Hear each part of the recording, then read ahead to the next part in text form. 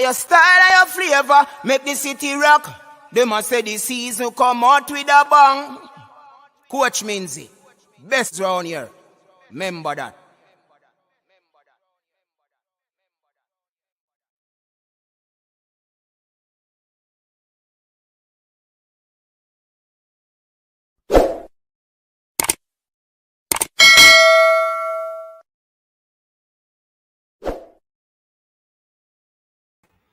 What's up, my people? What's up, everybody?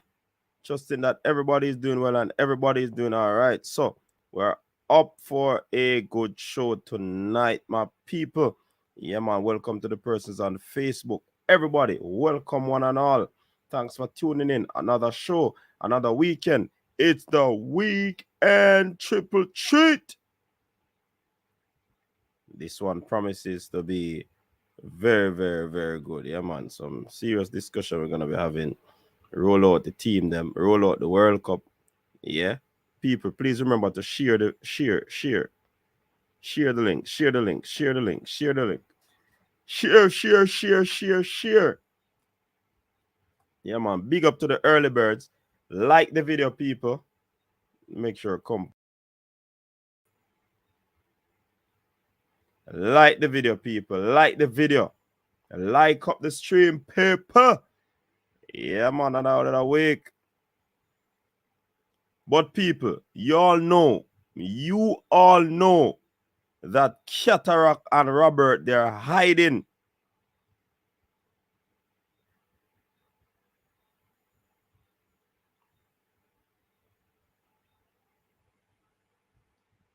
Qatar and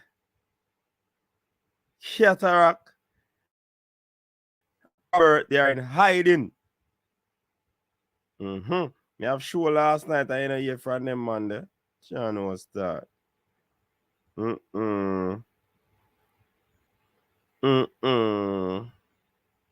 what really going?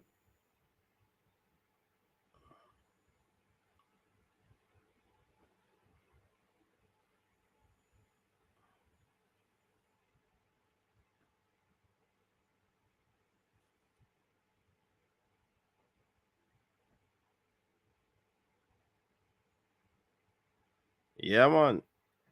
People, we know the teams are going to roll out now. Supporters for teams are going to be rolling out in this show, you know. Yeah, man. Everybody and them friend and them team are going to roll out. Yeah, people. Yep.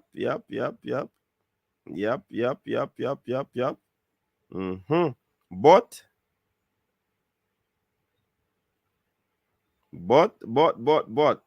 who will win the World Cup? Who are you bringing? Who are you bringing? Come on, man. Is it Germany? Is it Bazooka? Is it England?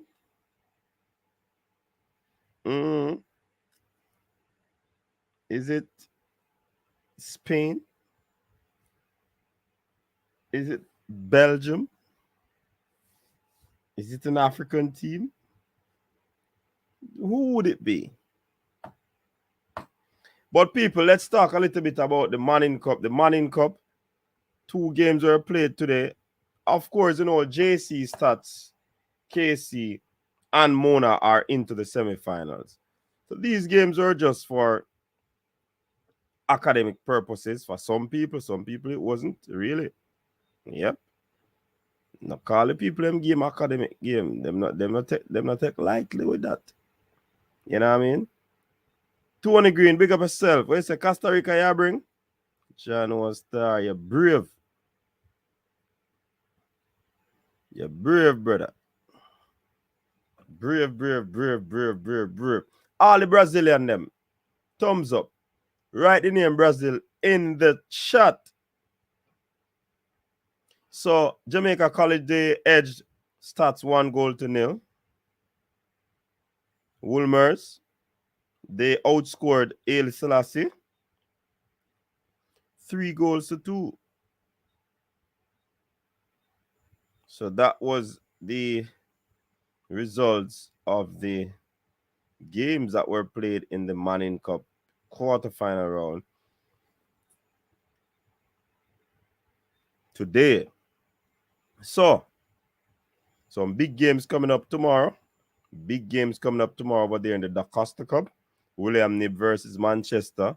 Mannings versus Frome. Central versus Dintil. That should be a tough one. Clarendon versus Edwin Allen. Top of the group clash. Let us see what will come out of those enthralling encounter. Yep. So people, how has the week been? Right now, me not lying, you know. Me ain't on a long show tonight, you know, man. Because me I tell you, you know, man. Me want to find something named BED so I can SLEEP. But yeah, people, we're here. And we want to have that discussion. We'll also be having the EPL preview. Yep.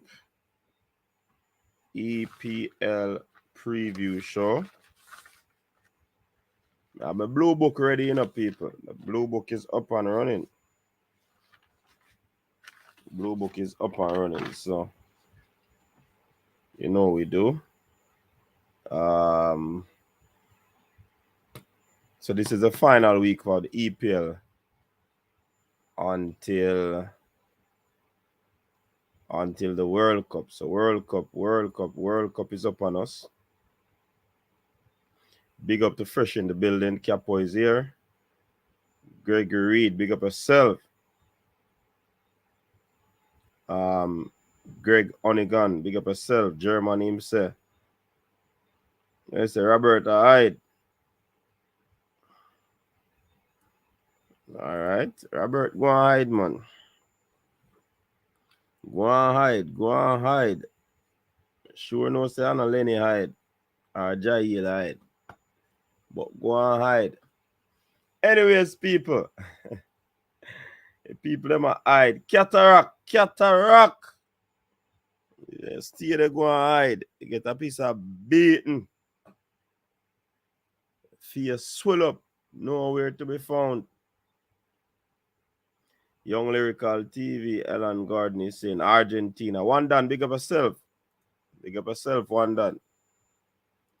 Yeah, man, we are here, you know. We are here. A little bit on the exhausted side. Nevertheless, you know, say, show already planned. So we have to, you know, come out and let y'all know what's happening. You understand? Yes, that's how it is. That's how the cookie crumble. First night of the weekend's triple treat, first episode of the World Cup show. We'll be continuing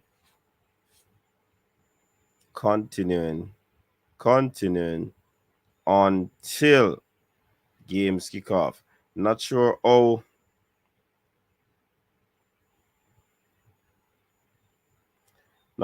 these events will go, but or the watch alongs that we'll be planning, but you know, yeah, but we'll see how it goes. Yeah, man, Young Lyrical, big up yourself. So we're giving some more people to come on now because we don't want to start the discussion and then people are going to ask me for repeat. But might as well we start because we're in a long thing tonight now. We just a cut and go through, you know. Because only one cataract, you know.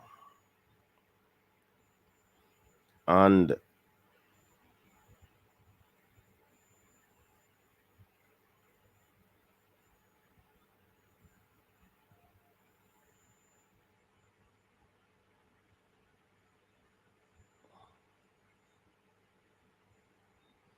all right, so people, whole per team drop. Possibly all teams are out right now. Right? And I know the thing go. Reggae Boy is not there. But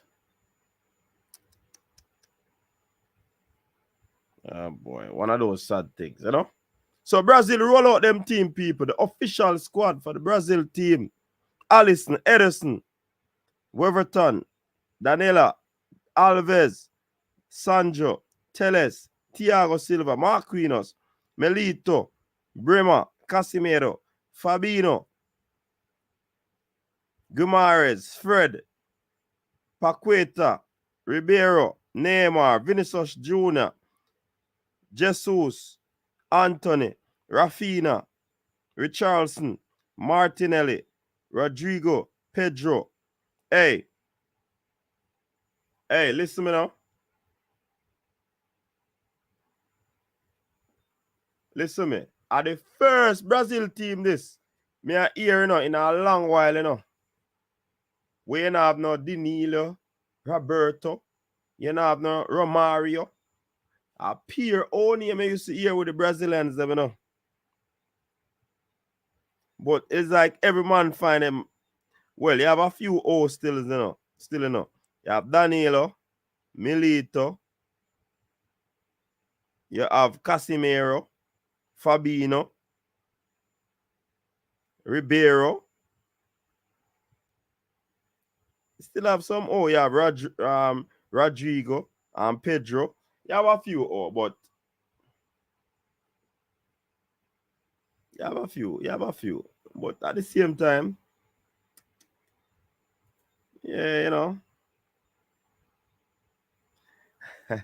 Hey, Tony Green. Tony Green is making a bold prediction, you know, people. Cameroon and Costa Rica for the final.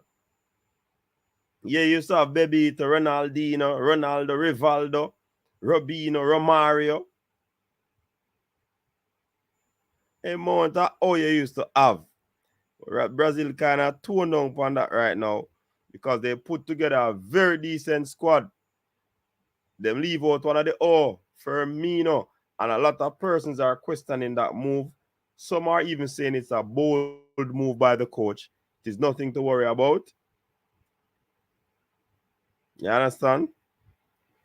But the coaches did what they had to do. Yeah? So that is what is happening there with Brazil. So all the Brazilian peeps, all the things that Brazil team.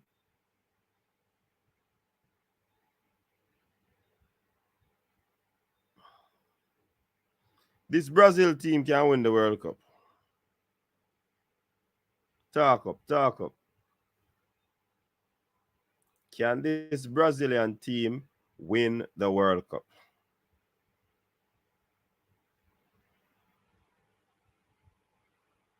Yeah.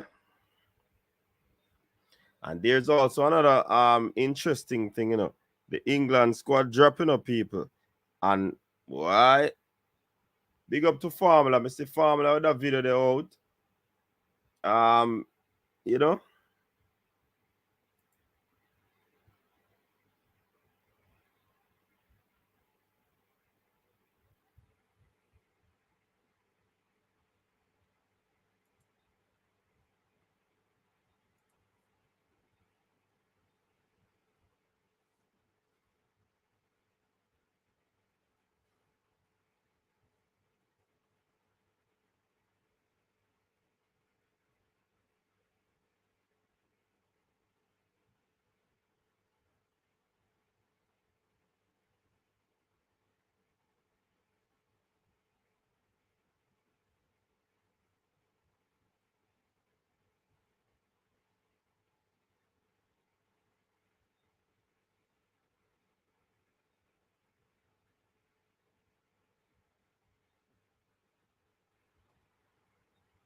All right. So see, this is the poll right up and running.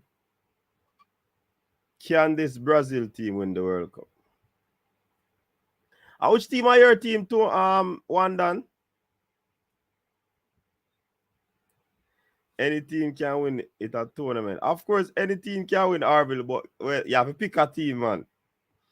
Portugal look the most balanced on paper to me. All right. BM, are you convinced about Brazil's coach? Do you think he can take the team all the way? What do you mean? Players are there. Brazil team balance too.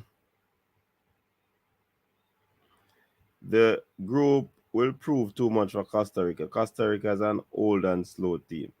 The one and only, yeah man. Coach, what kind of question that? What do you question? Who you support, Formula?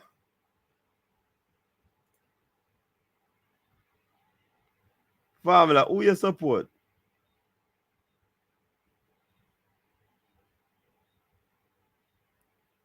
In Formula? It's an easy question that. It's a Brazil defense, Liam.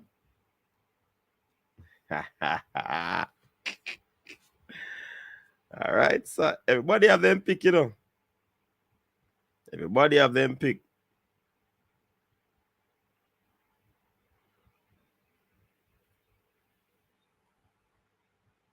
Everybody have them pick. That me I tell you no.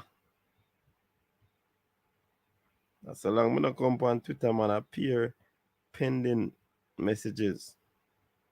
Long time I browse Twitter now.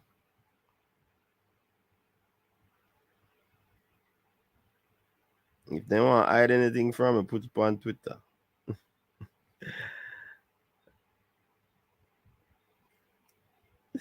What is that? Hey, Virgin, Jamaica and the World Cup, you know, so I have to pick a team. That they I say. But you rate the Germans' efficiency still. All right. Brazil does not use defense. All players back up each other. Mm-hmm. I think Brazil will win, but I want Messi to win. Why I want Messi to win? Hmm?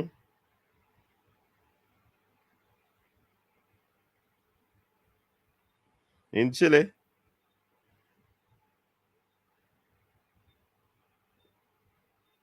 People, drop a like on the video, no, man. If you have not done so already, drop a like on the video, man.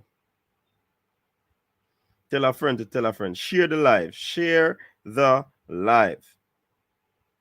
Share the live. When I see a different shape ball, I will say Costa Rica can't win. Well, you have a point. You have a point. But that's why you have superior, inferior. So you have a world ranking. But it's a tournament. All of that is thrown out the window, like you said. Yeah? If Messi win the World Cup, the debate will end on who is the GOAT. Because Messi will definitely emerge as the GOAT. Rockford said, Coach, keeping my fingers crossed with this Brazilian team. The 82 team with Zico and Socrates were more talented and gave me a headache that lasted for days. Well, I don't know about that still, Rockford, but I can understand probably how you're feeling. The ball is round. All right, Toney. So Toney and I have no team but Costa Rica. I think, hey, how you feel support a team in a CONCACAF? Yeah? Come on, Toney Green. Well, say Messi missed the bus long time, Orville. Man, say Messi now in the World Cup. Coach, Portugal don't stand a chance right now. So CR7 hopes done. Young and lyrical say a Messi World Cup this.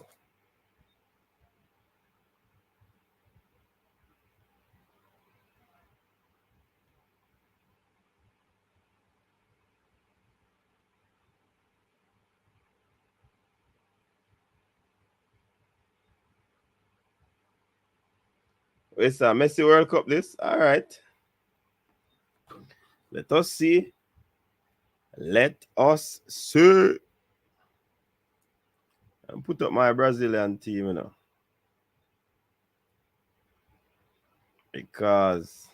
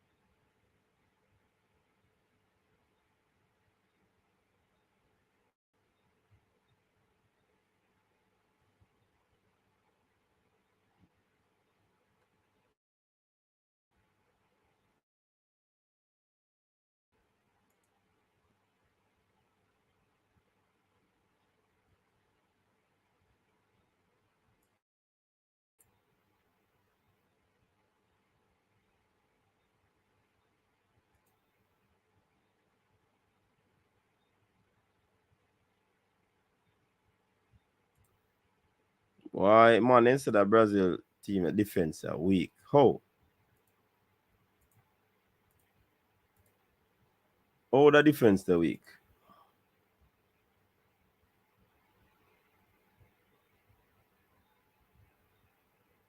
Oh, and underdog them you pick. All right. Underdog could have been flea, Tony Green.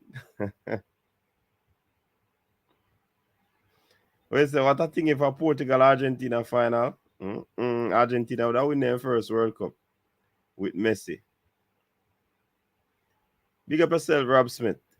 Denmark is the underdog. Costa Rica there to make up numbers. No disrespect. So I see him thinking that's about reggae boys then actually. So we did it for make up numbers. Come on, man.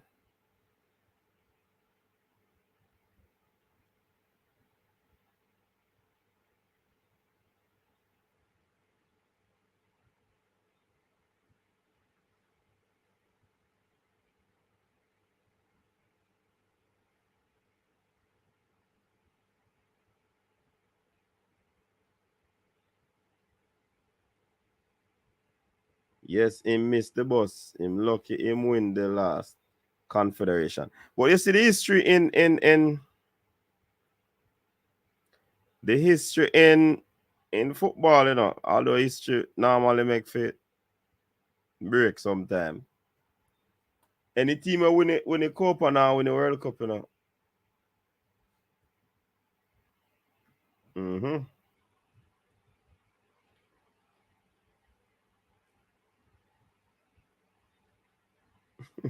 We say look like a Brazil Cup until I see Daddy Alves. That means the coach low on defense options. That seem a way to for true. But not much people still better than Danny Alves still. Wrong all right. Wrong all right. So Rob Smith, before the squad was named, you saw deficiency in the team that they possibly would have needed back Danny Alves, or because he was named that you just said that.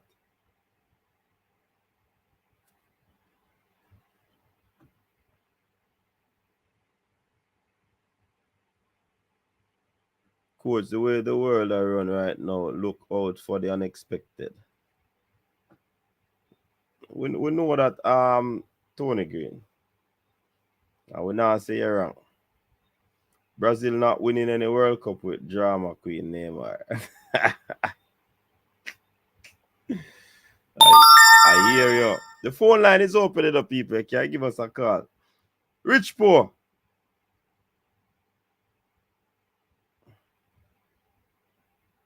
Wait, CD, I must commend you. You have proved pretty wise in your recent reasonings. But no worry, I'll find something to debate you on. Any ideas? If your concept Anna Brazil are win the World Cup, that's a big debate. I don't think you might play in a game for you unless something drastic happen.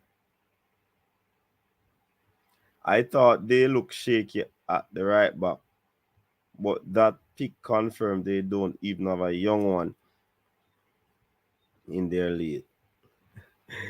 Where's the in change it to Rich Poor? You know a thing, man. Hey, I want to give David up. Richard, listen up. Rich Pow.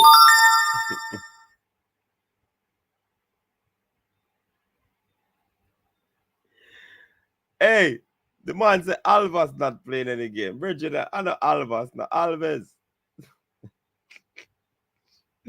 One done. A rich poor actually. Where you move saying? You see man redo the name, brother.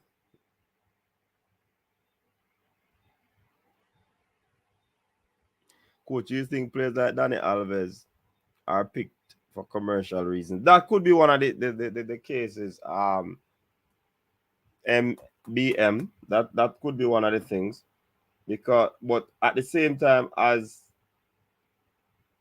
Rob Smith is saying, Brazil might be wanting in the defensive area. But no team is going to the World Cup fully out and running. Virgin Alves not going to the World Cup. It is Danny Alves. Why not trouble Alves? Alves depend him summer break, you know, man.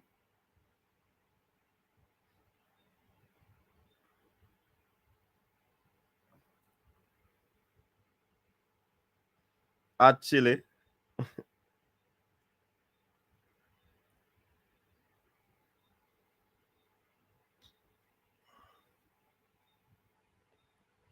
All right, Arville. Tell them again.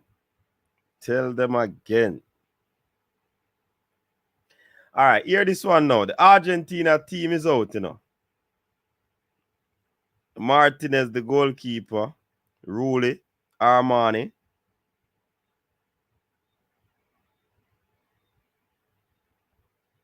Rodrigo de Paul. Paredes, Gomez, Alistair, Rodriguez, Fernandez, Palacios, Gonzalez, Molina, Montel, Romero, Pezzella, Otamendi, Martinez, Acuna, Tagliafico, Foyt, Messi, Martinez, Maria, which is Di Maria, Alvarez, Correa, Dybala. But this team, people are saying, yo, Brazil team, how excellent is this Argentina team? They have been playing together still and now losing a game still no people. So you have to talk about this Argentina team in the mix still, you know. So you can't sleep on Argentina, you know, people. You cannot. You cannot. Argentina team look good.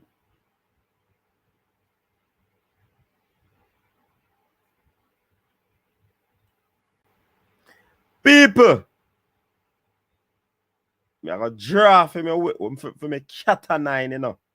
Some man will call himself Cataract, you know.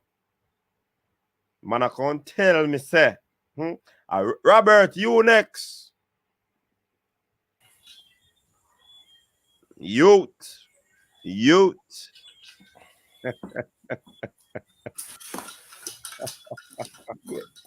Him can't even speak, people. Good. Cataract is on the line and he might take a few minutes before him speak. Good evening to you and your viewers. But I'm not in war mode, coach. I'm in juggling mode. So juggle me come for juggle. But if it's killing, I'm willing. So who you gonna kill? I know what Captain and business they are talking about 50 Shades of Grey thing, coach. Well, easy that. I wanted to speak on two squads and just we read up on football a lot, and hope to pass on what we read in the build up. I have no interest in the World Cup. Jamaica is not there. I don't have any side. But I look around for things that would be beneficial to the Jamaica program. You understand? And to see best practices. So, coach, the Brazil team, that's a team that you have up. There was a scathing article by Neto, former Brazilian international. And people think here that we go hard and we display and we know real. Coach, so my language in the article, man called the national coach a buffoon. Say he should be nowhere near, not even like a primary school side. and he pointed to the inclusion of Gabriel Martinelli and Jesus. Him say Martinelli is a nobody, and if he was to come to Brazil, he probably would have get mugged in a mall because nobody don't know who he is. And what has he done in his professional career to deserve a call up to the national team? You would recall you and I had a spirited, let's call it that way, discussion. Cause you know, get to me just a wait, you know. You're regarding not away. I'm here, run the track. I'm here, coach. My dub box is deep. Run the track. Because I do research. That's what I do. Because when I over your dub box, you see me a telephone from what year? Coach, I'm juggling. A son, you deal with on football. Coach, I'm juggling. So may I finish my round and then you can come in. That's how it goes in my world. It's the whole issue about home-based players and overseas-based players. And he was pointing to the fact that Gabriel's Martinelli would have only played 33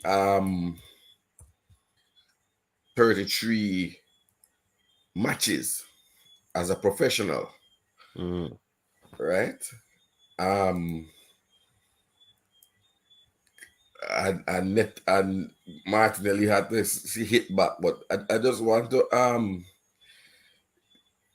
think he called Martinelli a fool, right? It said a 33 match player, and he pointed to Gabigol, who is playing in the Brazilian league. He pointed to the fact that Martinelli has 33 career goals in his life, while Gabigol had 26 goals in 29 goals in the last season, including in the Copa Libertadores. You know, he also said that Jesus has not scored. And if you want to ask, I'll quote him the way he said. He asked of the former Manchester City star, how many goals has Gabriel Jesus scored in these last games? Oh, none. How many goals has he scored in the World Cup? Oops, 0. How many goals has Jesus scored in World Cup qualifiers? Oh no, 0. And pointed out that he has not scored in 8 games. And therefore, they wanted him out of the squad. And they were looking at their local striker, Gabriel Barbosa, who they call Gabigol. But, you know, that is after Batistuta, who was famously called Batigol. Right? So, when we are calling for players to come into the national team from a local league, you have to point to their body of work, coach. And that's what you failed to do. And I am suggesting that in the future, when you are going to defend something, like when I asked you about the inclusion of Alwyn Harvey and what was his track record, what in his track record would have merited him wearing the black, green, and gold, you would be able to speak like Neto did and point out him score 29 goals, he make 40 something tackle, and all of those things that would allow us to say. Now, coach, I wasn't there for your review show. I don't know. I hope. Hold on. I put it to you that the Jamaican League does not have those sort of statistics that I can refer to in comparison with the Brazilians, who are way developed. than the Jamaican Premier League. And I also put it to you, bear in mind that I was not defending what they would have done over a time span. I indicated that whichever team the coaches pick, we have to support the team. That's all I was saying. I put it to you that Essentially. Leto is supporting Brazil, and I put it to you that you are incorrect. But And this, you know why you have no base. You know why you have no basis. If you look at any any Money Cup game, this is two different levels. One is a friendly outside of the FIFA window, where Jamaica has not or did not presented their best team. If it were that case, I would so much agree with you on what the journalist or whoever he is had to say in that article. Because Brazil is going to the World Cup, and the team that has been placed on paper for the world to see supposedly is the best team. This Jamaican team that went down to play Cameroon is not the best Jamaican team. And I have said that repeatedly. So whatever you're coming with your research, please dig a little deeper, sir. Reason Boss, big up yourself. What do you have to say? Qatar will find more the Reason Boss, and we will dig deeper into it. But I just want to just counteract his little fool song, his little fool argument. If you watch any, and I'm sure you have seen TV, you have subscribed Reason Boss and watch the schoolboy football league, you will see at the halftime they're able to provide you statistics on possessions, saves, goals, assists. So our thing a level up, coach. You're there and I want Shelley and Kimber or whatever, Kimber Nelson and all those people too much. Yes, yeah, take too much photograph. Rocket. You can't bring that. If you say you come for clash, hold on. If you say you come for clash, you can't bring that in a clash. Yeah, but I tell you, idiot because argument. when I look on coaches, there's when I get my notification, I'm a thing, see some football thing, brother. I told nice, pretty sprint. I mean, I say I come up and shoes and some nice anklet. Yeah, and that's why you're behaving like our football is behind the time. The technology is here in Jamaica. I will end. The technology is here in Jamaica. And that is provided by who? Where can you go and find those statistics? You have to watch over a game to look for halftime. When the game ends, you have to watch over an entire game again. Or you have to find them a statistics there readily at the fingertip. I would agree with you. I would agree with you, coach. No, you wouldn't agree with me. You have to agree with me. I would agree with you that the JPL, and you would recall that I said this to Mr. Speeder, and I'll let in the Reason Boss come. A lot of voices have to be heard. That providing statistics is important if you want to sell players overseas. Making sure they have the little a vest. Let's call it the vest, the GPS vest that captures the things like the miles done per game and their heat maps is important. But even as simple as putting the name on the back of the damn jersey is critical so that scouts are able to watch, because a man might come to watch Coach Minzy but see a number 7 or a number 6 and know that his name is Qatar. But we can't do that because for most teams, the name that they put on the jersey, even the national team, sometimes the name that they put on the jersey. So, and of course, worldwide, people don't have the time to wait, as Coach correctly said, to go watch back halftime and watch back full time. So I agree with you, and I'm calling that more is done to present to the public and indeed the world and the technical people who know better than Cataract these statistics about players and their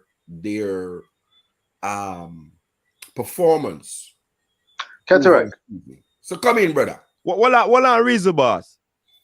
I know Cataract not tell me nothing. Where basically I want not my chest plate. Virgin, because the argument where you bring with the Neto and whoever doing them research and writing, it is baseless because of two different spectrum. I mean, I stick to that. So you know, have no water in a basket you carry water in to me right now. So anything run out before it reach me. Reason boss. Go ahead. Reason boss. We are playing one. No. Reason boss time. Reason boss time. Because you get straight to a soundboy head. So your head get lick off. Head no get that. Or you flick off, or you feet off, Ed, when you agree with me with the argument me bring about statistics. So you can't lick off my head when time you agree with the argument there. I agree with you. Reason boss, your time. Run it. Thank you, coaches. Thank you. Cataract is good to I almost is 7 days now. That's why I'm weak. It's good to hear you, Cataract, and it's timely that I have joined. I didn't know that you were coming onto the show, and this is almost like a broken record. My question, I heard you and Cataract, Coach Minzy, discussing earlier in the week, and it's World Cup time, looming large, and this is big man football talk. This is where the reason boss enters. My question to you, good night viewers and subscribers, is the Jamaican selection process broken? Is the Jamaican selection process broken? We've seen the likes of Gareth Southgate, Chiche, Luis Enrique, John Herdsman, and many other coaches select their squads. No one is ever satisfied across the board when it comes to the fans and the media. My question tonight, and I'm here for the smoke and I'm here for the reasoning, is the Jamaican selection system, when I listen to the likes of Dujon, Whisper, Richards being mooted and touted for Jamaican national senior men's representation. Oh, it's only Cameroon, for example. It's only Cameroon local players. Let him get a bly, not even a bly. He's ready for this game. Others, such as the Formula Sports, who I lay my cards on the table. I agree with him wholly. There are levels to this game, and there are times when you make decisions regarding when a player is selected. There are decisions made on how players are chosen. And with this in mind, and I heard when this Allwayne gentleman, I'd never heard of. So when Cataract was talking, Cataract, when you were saying, what is the criteria, on what grounds is this individual being selected, when you were indulging in the tiddlywinks of selecting the 11 to take on Cameroon, I was listening attentively. This is why I am absolutely delighted to be on your show tonight, Coach Minzy, and with you, Cataract, because we need to iron this thing out. Is Jamaica prepared to take some lessons and learn some lessons and maybe share some lessons? Maybe I'm out of order. Could Jamaica share some lessons to the rest of the world in terms of how to select players? The floor is yours, either one of you gentlemen, viewers and subscribers. I want to hear and see really Wagwan, because if Jamaican football is serious about thriving, doing well in the Gold Cup, striving to make inroads under coach Jaime Horgrimson, and to make the 2026 World Cup, this bag of, the debate is good. Debate is good, but I want to find out if Jamaican fans, the social platforms, and the JFF have got good grounds and know where they're going when they're driving this Juta bus to the Gold Cup and to the World Cup in America, United States, and Canada. Is the Jamaican selection process broken? Gentlemen. A long time we said that, Richard, that it is broken. For me to To say it's not broken, I am looking for a time to see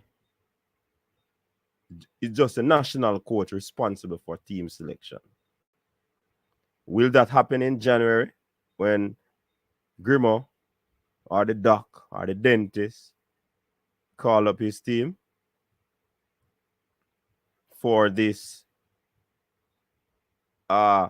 Nations League encounter against Mexico? Will they get an encounter before that? I think it's broken. But again, you made a very valiant, salient point, where selection process is concerned. At no particular time, fans out there will be pleased whenever selection is made. I tell you why. Every single person out there have their favorite footballer that they would love to see in the team. So at that point, whenever a coach selects a team, there's no way he can get to all the fans in terms of pleasing them where selection is concerned. You understand? So, in my opinion, I believe that based on what we would have been hearing, reselection, and the conditions under selection, it possibly is flawed. And it has to change going forward. And I think that is one of the things that needs to be changed going forward. The coach will have total, and I said that in caps lock, bold, autonomy over team selection. This man, to begin with, brought his own coaching staff.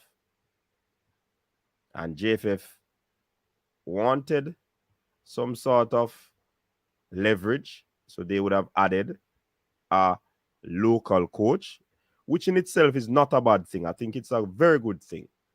A local coach can be developed under these experts. So I think it's a good thing. Yeah. But all in all, I believe that it has to change. Being that the man bring him own staff, he should have the autonomy to select all and sundry where his team is concerned. So thank you, coach. And reason, boss. Yes. I beg somebody in the audience or the chat is asking that you change your name from the reason boss to the question boss. Go ahead, Qatar. We take up the naming conventions momentarily, because when I last encountered the Queen's tax-paying servant on the channel, he was simply known as Tiddlywinks. Yeah. So he has entered in the boss business, but I wonder whether he's boss baby or the boss of bosses. Food for thought. But let me answer your question and continue with the lock off of coach's desk. Fancy sound, lots of graphics and those things. You see the thing about it, and a sound me play now. You do. You are on a sound. That's how we're able to hear you. You have I'm on a sound. Equipment. Yes, you have sound equipment. I'm sitting on this, sir. You have a microphone. You have a mic amp. So let's not go there. But to answer you, the selection process is broken, and I think one step is critically missing, and that we will discuss when we come to England. Even with Luis Enrique in Spain, and also the coach of Brazil, which is that they provide, and the coach of Brazil didn't do that, transparent answers to their selection. Coach, big up Formula Sports. But I can't see reason boss Formula Sport comment and block him out. So when you look at England, for example, Gareth Southgate went through in detail. As a matter of fact, he gave a total newspaper article regarding the non-selection of Ivan Toney. And it is I don't know if persons that I don't know reason boss if you had a chance to read it, but did you? I've listened. I didn't read the article, but I listened to Gareth Southgate's live announcement on TalkSport.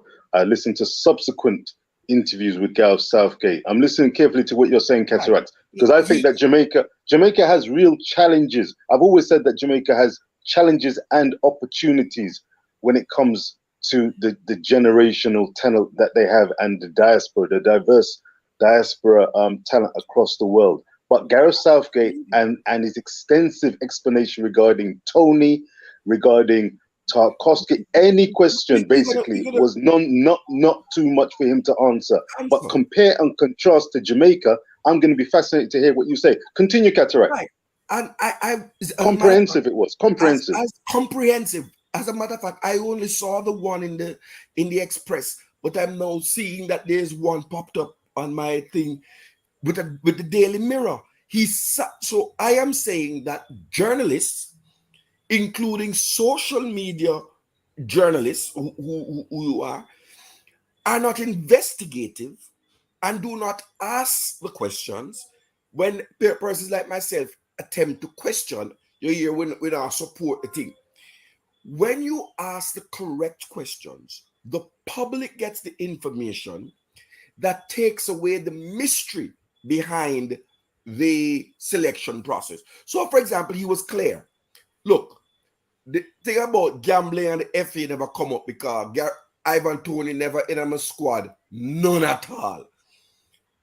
And that shocked people. The man said Ivan Toney was in no consideration for the England squad. So the fact that there was some gambling, it never mattered because he never even asked the FA about that because he was in no, and you got that in the interview, right? I don't know if it was in the TV one as well. But he said he wasn't in the squad. He wasn't in consideration. And remember, Toney was in two camps. He was there in two camps and didn't play a minute. So Gareth Southgate, when he gave the answer, I mean, wow. I mean, he wears his hearts on his sleeve and he's very open and transparent. So he saw him in the camps. But Cataract and may I no man, hold on, man. Let me interject, man. Please and thanks. Why I'm interjecting is that could it be a case where it doesn't matter who you are, when you're in England, you have no other choice but to go under that sort of scrutiny because of what England does right across the stream? Because it's not highly seen in other jurisdictions where coaches go under this heavy scrutiny, press conference, you have to explain all of these things. And Qatar, you said that you were living there, so probably that is the reason why you kind of leaning towards that side, which I don't think anything is wrong. But to look on the flip side, it could be England alone a pressure them coaches for year, or their journalists want them to allow them to be transparent because of the work that they do. So it's just another way to look at it. So coach, the introduction kind of threw me off because I really didn't want to finish the point. I lost my train of thought, but I just want to say to you, no, because in reading up about, and I read extensively, Luis Enrique, and I'm not moving to Spain, I'm not moving off of England, but Luis Enrique was brought under the same scrutiny about the non-selection of Sergio Ramos. Right? And when you get to Spain, I will tell you what was done there.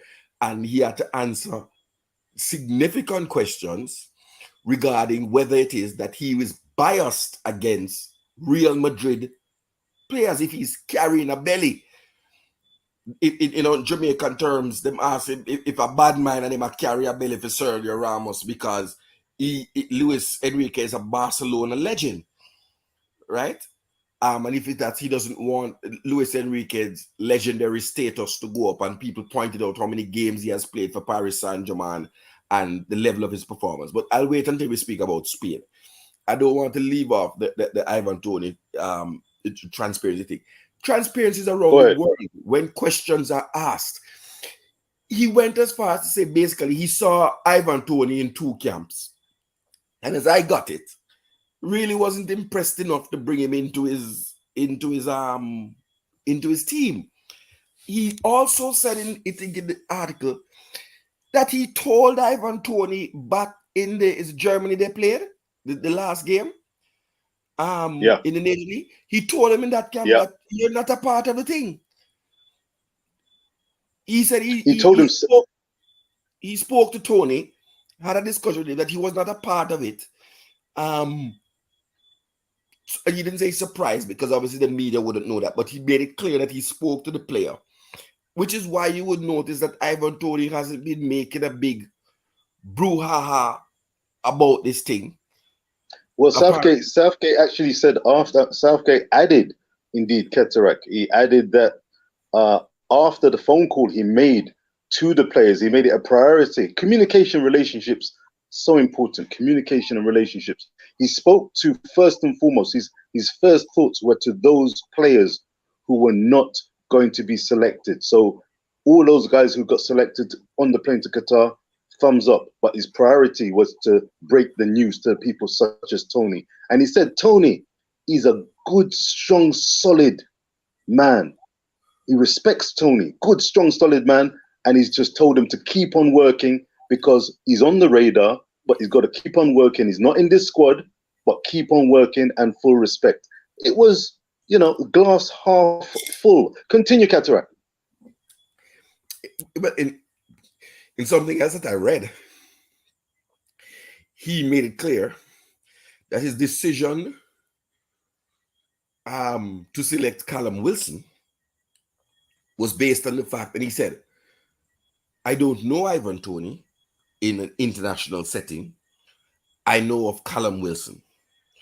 I'm aware of he has a body of work at the international level. And you want to go into a competition with players who you are comfortable with. Those were his words. So basically, Callum Wilson has been around the squad. Players in the squad know him and they know of his body of work. And therefore, no one knows Ivan Toney. He never mentioned that, but that you can decipher that. And so he went for the striker. So he said once Callum Wilson got into this rich vein of form, which is, I think, 6 goals and 2 assists from the start of the season, it was curtains pretty much for Ivan Toney. It was always going to be. He also pointed out, and persons are upset because the other people, Tammy Abrams, let's not focus only on Jamaica, Tammy Abrams, who person said done up the league, the Serie A last year. But he said that Tammy Abrams' poor run of form in front of goal has come at the worst possible time. That's what he said. Yep. So I'm just reading. So he said it. He obviously said it again, and so he just said, "Look, you're not scoring a goal right now, so you're not going World Cup. You don't like it? Chuck off." I saw Tammy score finally. I mean, he was in a barren run. Yeah, man. He finally scored a goal, and he was mobbed. Tammy was mobbed by his Roma teammates when he scored finally recently, but he'd gone for a long drought. So Tammy, who I thought had a chance of being in the squad, I can fully understand his omission based on the lack of goal scoring. But Cataract, get back to this point about Jamaica being broken in terms of its system of selection. Right. What is your real bugbears regarding selection? Go ahead. Right. So when I'm able to see clearly And I feel like some boy, the man would have want this to man, because the man a black man and them something there. You can't do that. You just say, look, brother, you're not score. You're not come by the plane. We take players whose local and league track records are questionable at best. We took a goalkeeper who could not make his team's first team and inserted him into the national program. I think it was the Waterhouse keeper, if I'm correct, somebody can correct me, who wasn't starting for his club team. We took on the top, and nobody know the belt or the Qatar called up our favorite DJ from out the studio, right? Who couldn't make his team's first team. So what I got, and he has to stand behind it, because there are some pundits, I read an article that said that the non-selection of Ivan Toney and the non-selection of Jihi from Crystal Palace will be they say the two knives that come back to stick Gareth Toney in his back and basically end his managerial career. Gareth Southgate, because they believe that there will be a penalty shootout and there'll be question there. So I'm looking for that transparency to understand. Well, Sean Ellis, that is true. He has been rejected from England, so he can be welcomed by Jamaica. Well, this is all going back again to selection as well. This is why I find this subject interesting, because relationships is important. Quote unquote, he's being rejected. Toney's being rejected by England. Well, he's not been unequivocally rejected, quote unquote. He has not made the 26-man team. It was a 55-man provisional squad.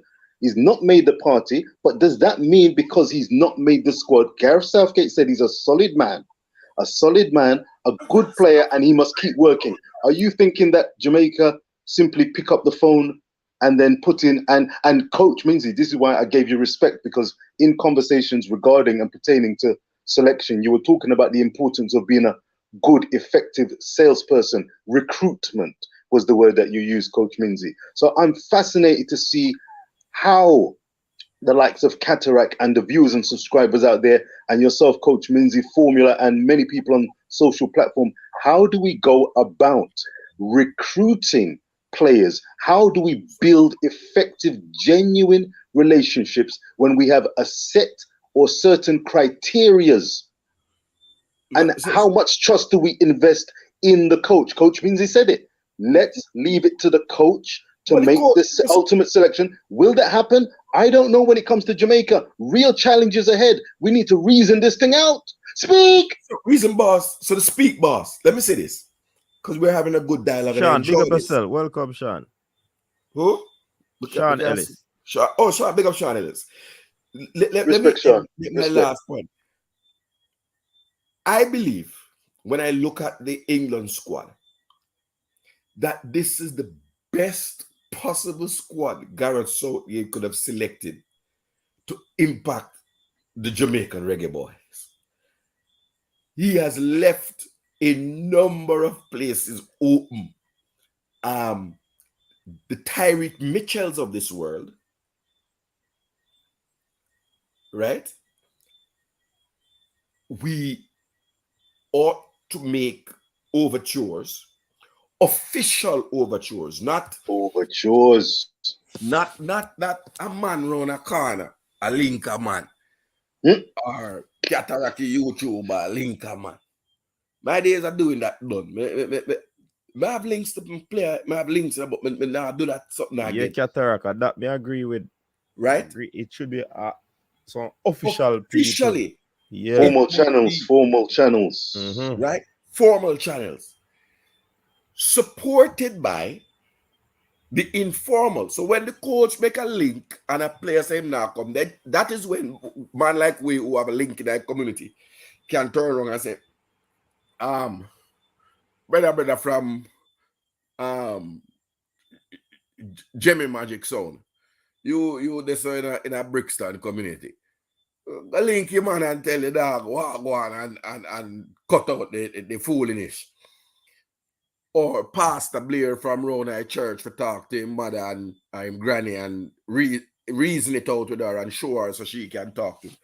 So the informal should be in support of the formal and not the other way around. No, the interesting thing for me, Sean and Tiddlywinks, is that in no player, and I want to come to the last one would be the CDM issue. In no player did I hear so they'd say, it's a matter of commitment, and he didn't call me and tell me he was interested in playing for England. Oh God. In no player did I hear the Brazilian say, "Oh, that man they saw never." Because I think Gabriel Mengales from Arsenal was left out of the. I didn't hear that. Gabriel never called me and tell me so I'm interested in Brazilian and that sort of immature prep school garbage is not what the teams who are at the World Cup are doing. Coach, in topics, so that's why I make a note of a topic. The number of players in League 2 who are going to the World Cup. When we turned up our nose, and we have as a policy that says we don't want no League 2 player. But there are a number of them, and you can I will point out the Wales squad has Swindon Town, Anthony Grant's former colleague Johnny Williams is going on the plane to Qatar with Wales. There's also a League 2 player going as a part of the Australian national team, right? So I kind of agree that we have a bigger catchment in the Premier League and in the Championship. These other countries do not have that. So it's how you assess those talents. But I really think, from my assessment, that the door is open for the JFF to speak to Tyreek Mitchell, who must feel hard done by and snubbed because England is going without a specialist left back to cover. And in fact, he has taken an injured Kyle Walker, right? Recovering. Injured. He was injured for the majority of the latter part of the season. Yes, was being the operative word though. I mean, he's recovering. He's recovering. It's very. Go ahead. He's recovering. You are correct. You are correct. I withdraw. He's recovering, and he's recovering, and he gave an extensive thing to say. Look here, the other right backs. And I think I am calling on Max Aarons to open his ears. I rather carry a player that has a chance of playing in the latter part of the tournament, meaning because he will not be available for the group stage, than to go into my under-23 squad and recruit a specialist right back. You I don't know if that came on TV or you read that article where he was clear that, look, to the other right backs there, he was just not going. He has selected 4 players on the right-hand side and still has not selected a deputy to Luke Shaw. So the likes of the left back at Tottenham Hotspur, Ryan Sessegnon, Tyreek Mitchell, and in fact, they went as far as saying Dan Burn, the tallest man in the Premier League, who plays left-sided central defense and Newcastle. Right for Newcastle, start all the games, who is Caucasian, aka a white man, who is eligible to play for Jamaica because we are out of many one. He basically has snubbed those specialist players, right? Pint of order, Qatar. Pint of order. Right. Coach Music, can you hear me, Coach? And hold on, I just want to address Rob Smith. Gareth Southgate deals with recruitment because when they are new players to be called up, Him go watch the games. him go watch them. Yeah, man. And he went and he drove all the way to Liverpool to have a 3-hour conversation with is it Zaha, to convince him not to go and take up the call to Ivory Coast. So Rob Smith, you are incorrect. Gareth Southgate is integrally involved in recruitment because it's his team. He is the person that says, look, I am interested in a Sean Ellis. And I'm going to yield for your point about that. And then he sends his scouts to go and watch Sean Ellis and come back and report to him. And then when they have said, listen, yeah, man, Sean Ellis had a man, you know, he looked like him ready for this thing, yeah. Then you will hear that Gareth Southgate is in the stands at Aston Villa versus Tottenham Hotspur. And he was there to look at Sean Ellis. It is made clear. But go ahead on the point of order, and I'll wait until after Sean speaks before I come back in. Full respect, Cataract. Full respect. Millions of subscribers, this is a juicy conversation, totally relevant. Narratives, Cataract. Coach Minzy, narratives. Gabriel Magalhaes, Arsenal defender. Look, I wished him well. I wanted him to go. He was unfortunate. Tough decision. In place of him, Bremer, Juventus defender, right-footed, Brazilians, central defensive selections are all right-footed. Gabriel is left-footed. Chiche decided, I'm going to go with Bremer because he's best in one-on-one situations when being attacked. He made a decision, bearing in mind Gabriel is left-footed and could bring a flavor to the defense. He made a decision. So the narrative that you were using there, Cataract, which is Tyreek Mitchell, left-footed on that basis, as well as the fact that he's a good quality defender, young, enthusiastic, strong, that alone does not necessarily mean it's a poor selection or choice by Gareth Southgate, the manager. As we know, you can't please everyone all the time. You make the hard decision. The second point is when you made the point about the Jamaican JFF, they make a point, Mr. Speed and such like, they point out that because a player has not picked up the phone and contacted and said, yeah, man, me interested. I'm interested in representing Wataguan. What's the arrangements? I'm keen. Let's get something going. You describe this as childish, ridiculous, embarrassing behavior. Is that the case? And is that a point that is 100%, 90%, or even 80% agreed by the fans listening and watching this very show, and the vloggers and YouTubers in the Jamaican diaspora and in the Jamaica circles? Do they agree, or do they actually disagree in the main? And do they subscribe to the narrative whereby if you are a dual citizen, if you are not in Jamaica, on Jamrock, there is nothing wrong. In fact, it's a positive thing, a good thing, a welcome thing to be proactive, to express and show through a phone call, through an email, through various sources and means, to express and show, I want to represent Jamaica. I have a heart and passion for the cause. I'm not going to wait for Cataract's friend of a friend of a friend to contact me. I'm not going to wait for Coach Porter to knock on my door. I'm not going to wait. I am going to take the steps.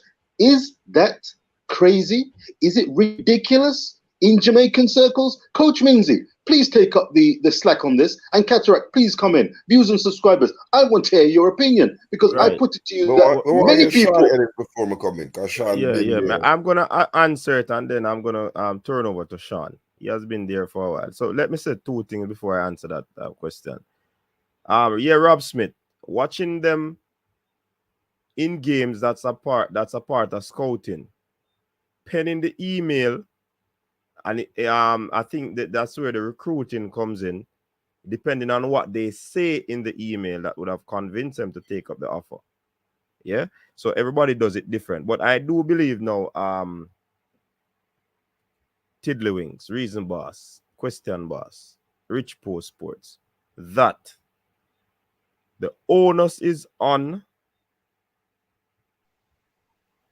Coach Minsey. Got the game, go sit down and watch, or watch it on television. Me see a baller that would fit in my system.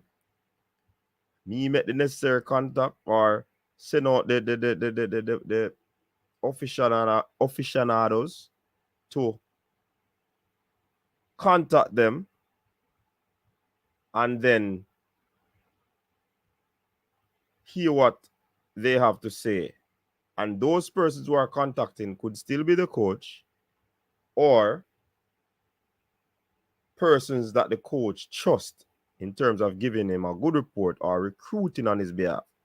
This is where the recruiting comes in. Watching it is the scouting part of it. Recruiting now, that's why I mentioned about being a very good salesperson earlier. Because you now have to recruit the person. You have to convince the person. Whatever you're presenting, the hope of you reaching the next World Cup. I want to play international football. I want to play in a World Cup. Do you believe that with what you're building is enough to lure me to come and play so that I can go to a World Cup? You have to convince that player. Persuade. You have to persuade them. You understand? You have to tell them, say, listen, man, yes. You have to be a good salesperson. We get to 8 players, them are not idiot enough. Some of them still harbors that opportunity, even though they are snubbed for this World Cup campaign. It could be the last of Gareth Southgate. Another coach might come along and is pretty much interested in that player. You understand? So I believe the coaches, federation, or whoever should actually impose themselves on actually getting the player so that you can convince the player to come and play for the country, yes or no. You understand? So let me see what Rob Smith is saying. You don't have to sell a man something he already wants. Southgate doesn't have to convince these players. Jamaica does. There's a difference. We are confusing the two. Yeah, but it is still recruiting. Good. It is still recruiting. No, Qatar. Go on, Sean answer. No, man, make Sean Qatar. That's what I know. Make Sean answer. A long time I'm wait. Him jump off and jump on back. Big up yourself, Sean. Yeah. Thanks for the patience. Yeah, man, no problem. So listen, regarding Ivan Toney, and I just had to change my name real quick to Chef Poyardi because I'm in the kitchen just chefing it up right now. And I see the person formerly known as Tiddlywinks has changed his name, so I figure it's only appropriate I change my name as well. But look, regarding Ivan Toney in my books has officially qualified as the first England reject who is eligible to play for Jamaica. And here's why I say that. And in saying that, I don't think we should ever call Ivan Toney. And here is why. I think Ivan Toney was kind of playing the system. I don't think he was really interested in playing for Jamaica, even though he did express, or he did say, whoever call him first, he's going to answer the call. And at some point in time, he was seen with the Jamaican flag wrapped around him. It wasn't I really don't think he had. It wasn't the Jamaican flag. No, he had the Jamaican flag at one point in time, right? And in addition to the Jamaican flag, he also had a flag from one of the other Caribbean countries, which I believe is St. Kitts. I think it's Huh? St. Kitts. I think it's Yeah. St. Kitts flag as well. yeah. But I don't think he had any real intentions of playing for Jamaica. What I think he was trying to do was play chess and not checkers. He wanted to let Gareth Southgate know that, listen, I'm thinking about playing for Jamaica. If you don't call me, I'm going to go play for Jamaica. Which really, we know that Southgate has persons who are eligible to play for Jamaica on his radar. And in seeing Ivan Toney express interest to play for Jamaica, then that would kind of Force his hand, which is exactly what he did.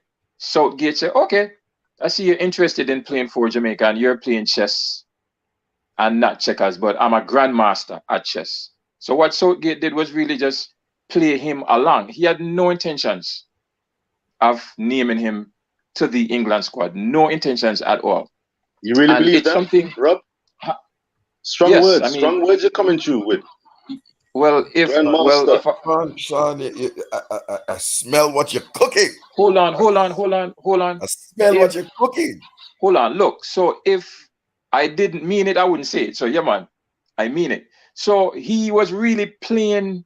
Ivan Toney was playing chess, right? When he expressed an interest to play for Jamaica. I don't believe he had any interest in playing for us. And here is why I say we should not call him.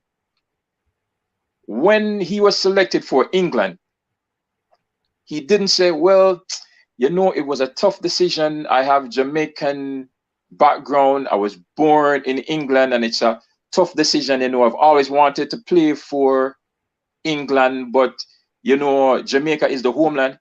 He never said none of that, brother. The man said, listen, it's always been my dream. Yes. England is where it is. It's always been my dream. So if it's always been his dream to play for England, then why was he stringing Jamaica along? So I'm saying we should never call him, not because he got rejected by England, but I think the way he went about it, where he kind of played us, I don't think he should be called. And I think at this point in time, the man has officially qualified as officially the first England reject, because he was a part of the squad, or well, not the squad. He was a part of one of the teams. I mean, never really played. A point of request, coach. You can remove the comment so we can see the chef. Because we see his comment, but the people can't see him face. And Sean, he was a part of. Last thing I'm gonna say. I'm gonna say one last thing. Go ahead. I'm gonna wait. So I'm gonna say one thing. So as it pertains to Ivan Toney, Jamaicans are known across the world to be very proud people. I mean, sometimes we get backlash for it, like we think Jamaica is the end all be all. We are very proud people. Why would we want someone who did not want us? It's like, the best analogy I can find is a youth grew up in the ghetto, now have nothing, used to walk around barefoot. The girl them never want him. Him go school, study hard, become something. No, the same girl them will never want him, I flock him. And at them girl that him I go take up when better they are road. Nah, sir. We not for call Ivan Toney at all. And not because he got rejected by England, but he pretty much played Jamaica in the way he went about it. Sean, is the Jamaican system broken? Is the Jamaican system broken in your opinion, Sean? I can answer Come the on question. now. I mean, yes. I mean, I don't even need to elaborate. Yes. How do you fix it though? What is there an ideal? No, Cataract, you're gonna come in a minute, Cataract. I just want to see where Sean is coming from. Is there a solution or an ideal model in your head, Sean, whereby Jamaican players can be selected for the squads, senior squads going forward? Because I think the challenge is huge, and I'm just trying to find out if there's a vision and an ideal model for Jamaica, considering all the various elements in play. Sean, speak, and then Cataract, come in. The ones that speak. So, I mean, I think step number one you know, what they did in hiring a professional team that is, and when I say team, I mean coaching staff, that is bringing some level of professionalism to the table. I think that will change a lot. I don't know what are his plans as far as grassroots football in Jamaica is concerned.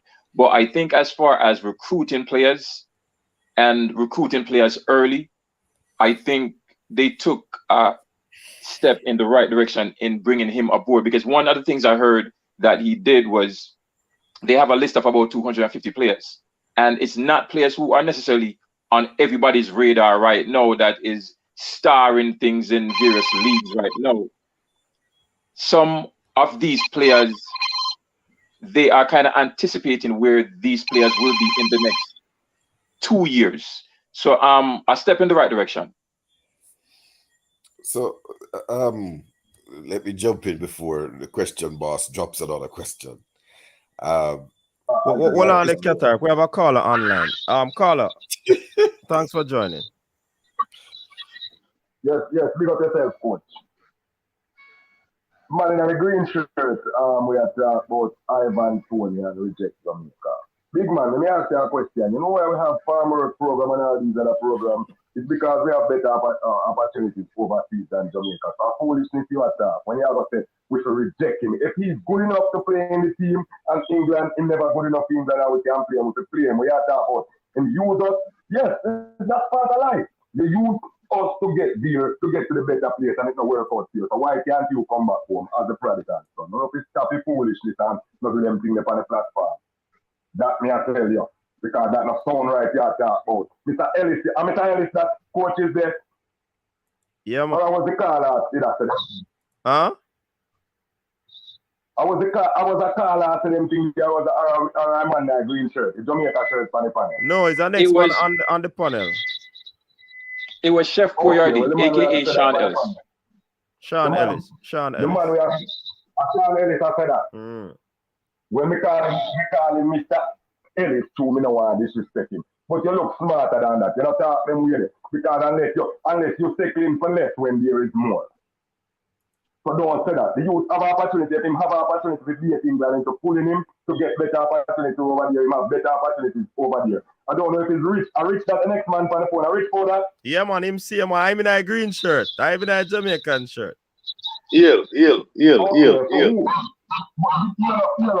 the question when Rich asked him, if the system broken in Jamaica. And if you say, yes, the system broken in Jamaica, so why should I, if I have the opportunity between Jamaica and a better system, why should I choose the broken system first? I want to answer to that question. All right, so let me ask, wait, I'm sorry. Repeat the question, then I'm going to ask you a question. So repeat the question, I'm going to answer, then I'm going to ask you a question. Repeat the question. I have a patriotic person. May have the opportunity to play for England, who can give me a better opportunity. And if it comes to me telling them, yes, I will go to Jamaica to play for Jamaica because Jamaica want me in order to get them to bring me in. What is wrong with that? It's better opportunity there. Why shouldn't I take the better opportunity? Okay, all right. Look, so the question that I heard originally is why would we reject Ivan Toney when he is qualified and good enough to play for us? That's the question I heard originally. No, let me say this. Do you know why Mexico? The man asked, now when you hear the man repeat the question clear for your Sean. Okay, so I still didn't get the question. My question to you again is why, if I have the chance to work in America for $10 an hour, why should I work for $5 Jamaican an hour in Jamaica? Okay. And I have the opportunity to go to America, go to England and work for more. Okay, all right. Got you. Let me answer the question. So when you are working in the United States, and when you live in the United States, I cannot speak for every Jamaican that's in the United States, but when we work in the United States, like I do, I am a Jamaican, born Jamaican, die Jamaican, cut me, no blood. It just runs Jamaica. Somebody mic That is- open. Somebody mic open. Watch the right. You still I go like yeah, that's the question. It's an easy question. No, hold on. Let me. You No, I did not finish answering. I didn't finish answering. That's your man question. So Hold on. Hold on. How am I Yeah, dodging the question when I'm not finished Sean, answer a providing? question. Sean, answer a question. I we have some more questions. Gunners boss, your background kind of sound noisy. You can turn down the background, please. I can't listen to something. I have nothing about no, man, I think when we have in my ears, man. Hold on, maybe a year show me have fun. Let me cut off your show. Yeah. Exit out. But it's better now. Yeah. So all right. So, all right. Let me answer the question. So, when you are working in the United States and you are a Jamaican, you are a Jamaican. Well, I can't speak for everybody, but I am a Jamaican through and through. So, being in a country and working in a country just because the dollar is stronger is different than saying, listen, we want somebody that is going to come and play for us, who is going to bleed Jamaica. Ivan Toney is not bleeding Jamaica. The reason why a team like Mexico, hold on. I'm not done. I'm not done. Just answer the question. Why should Mr. What's the man name again, coach? Tony. Let me ask you a question. Ivan Toney. Why should Ivan Toney have an opportunity to play for Jamaica and he also have an opportunity to play for England? I would have to pursue England's opportunity first, and then if them fail me, then if I can get back to Jamaica, I will try to get back to Jamaica if that opportunity is still there, open. There is no one. Caller, what's your name? Caller. Wait, hold on. I waited patiently. Yeah. I waited patiently. Gunners boss. All right. Sean, yeah. Sean, since you dodge it, let me answer clear. No. Wait, hold on, Qatar. that's not no hold on. We are talking about dodge. Make him answer, Qatar. Make him answer. Let me say this. You don't drive a Chevrolet. Big up yourself, Qatar. But there. Gunners boss. Effective communication. You ask me a question and I'm in the middle of answering the question and you're telling me I'm not answering. Let me No, you're hold not on. answering. You are giving. Let me answer in full. At least let me answer in full. If when I answer in full, end a statement, you are not satisfied with my answer, then you can say, look, you never answered the question. But if I'm in the middle of answering and you're saying I'm not answering and you're cutting me off, then you're not gonna get the complete answer. So here is what I am trying to say. Your analogy is, why would a man want to work for less when he can work for more? My thing is, it is not a fair analogy, because when you are in the United States working and you are Jamaican like myself, I bleed Jamaica, you cut me, and I am Jamaican through and through. I am saying, when you have persons who are playing for a country who don't bleed for the country, you will not get the same results. The reason why teams like the United States and Mexico will always overperform in anything they do. I could have jacks.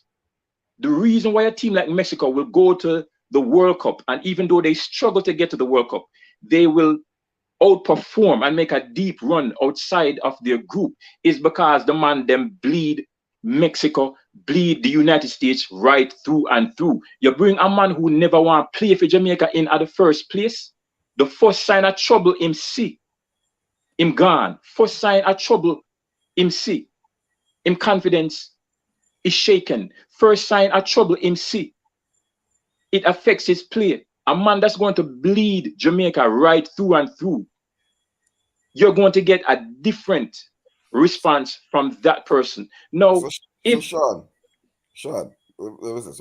I don't know what kind of Dexter business you are going with about cut people and see how them bleed. I be a Dexter by HBO, be say I cut up people.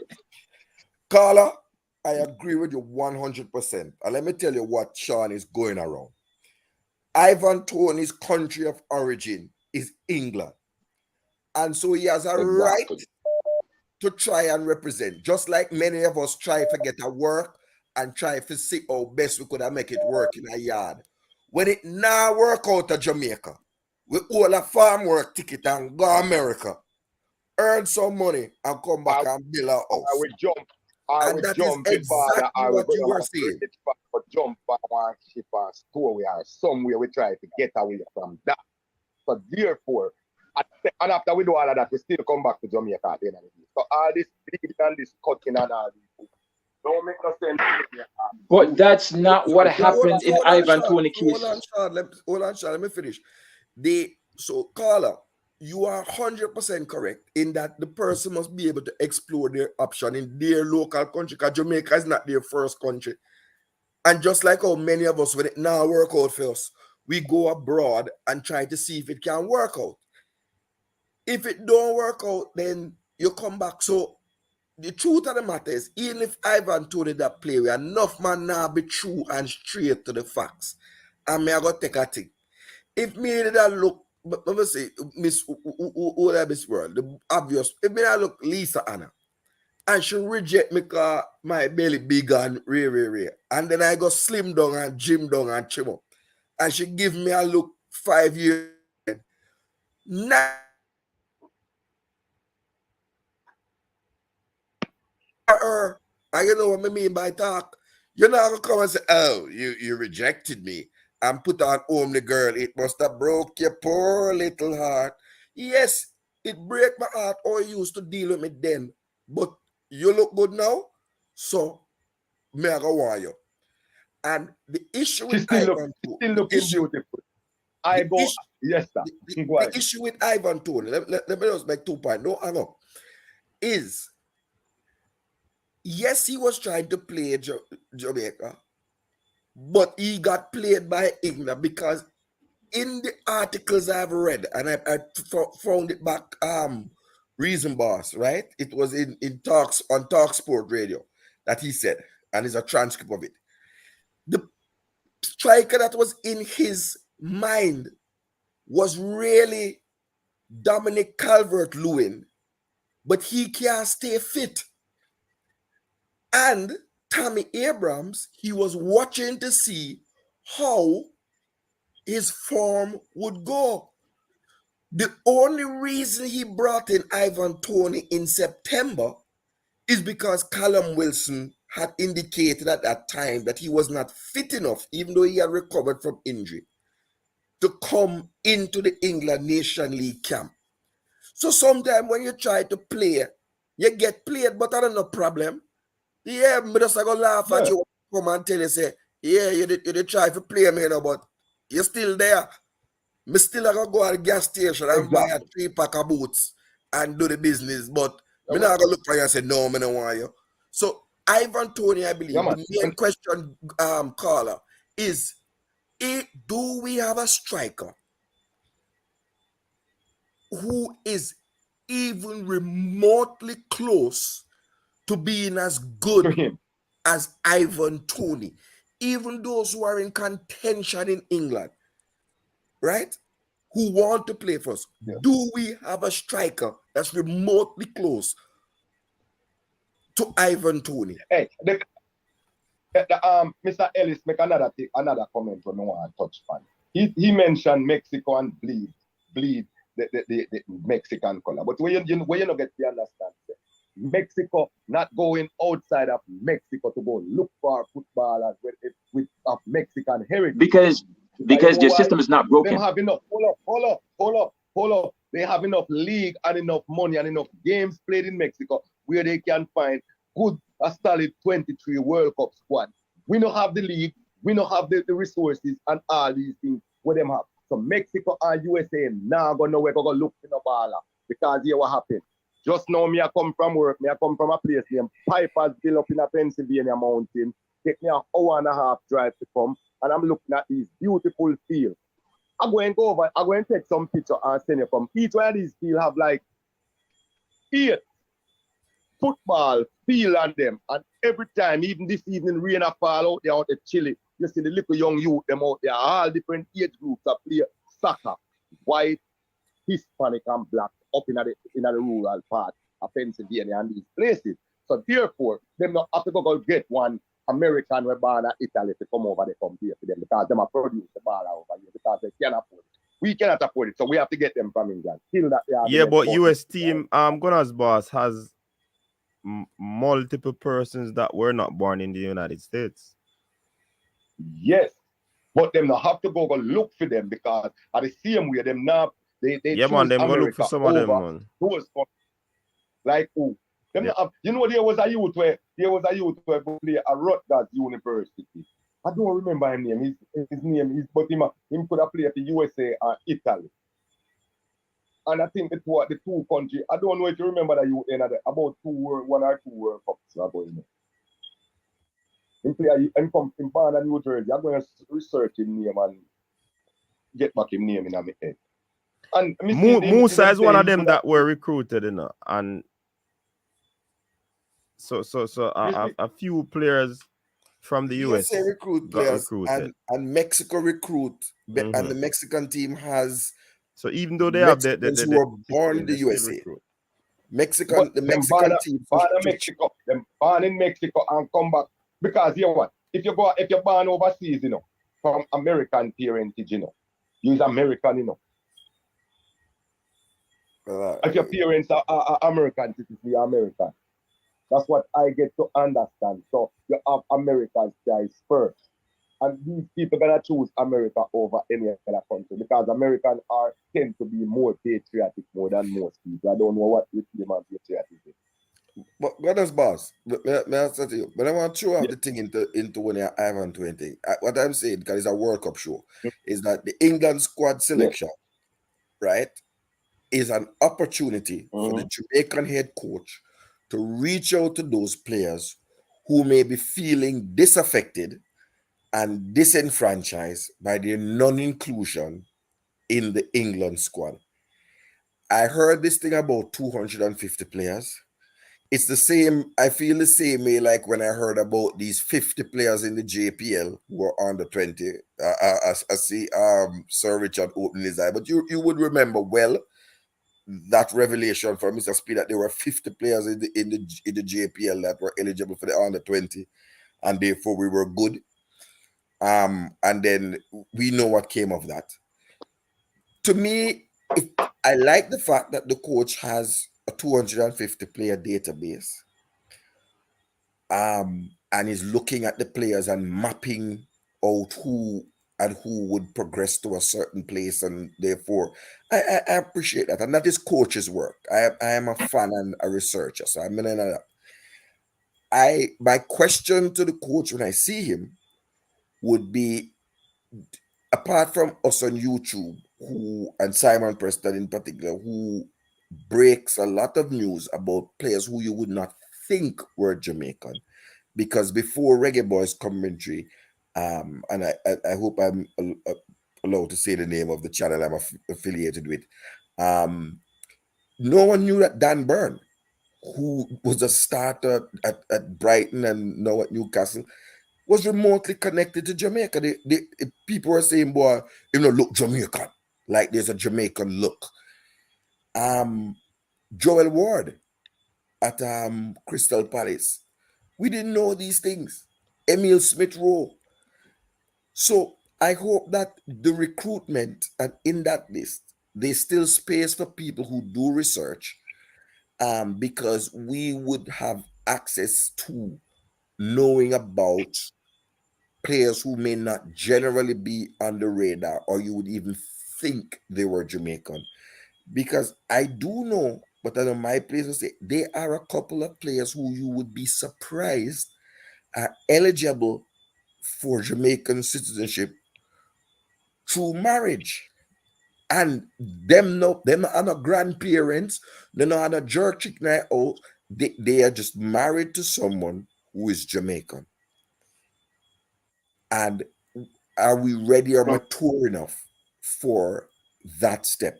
I haven't broken the news, but because I don't know, we just had people who family, them grandfather born in Jamaica, then grandmother born in Jamaica, and we're having difficulty. But I think the England squad opens it up. on the 250 players, I hope that there's a focus on the 25 plus players who are in the first team squads of Premier League clubs. There's a question on there, Qatar. How do you know that the current Jamaican-born players won't jump ship if they get the opportunity to play for England?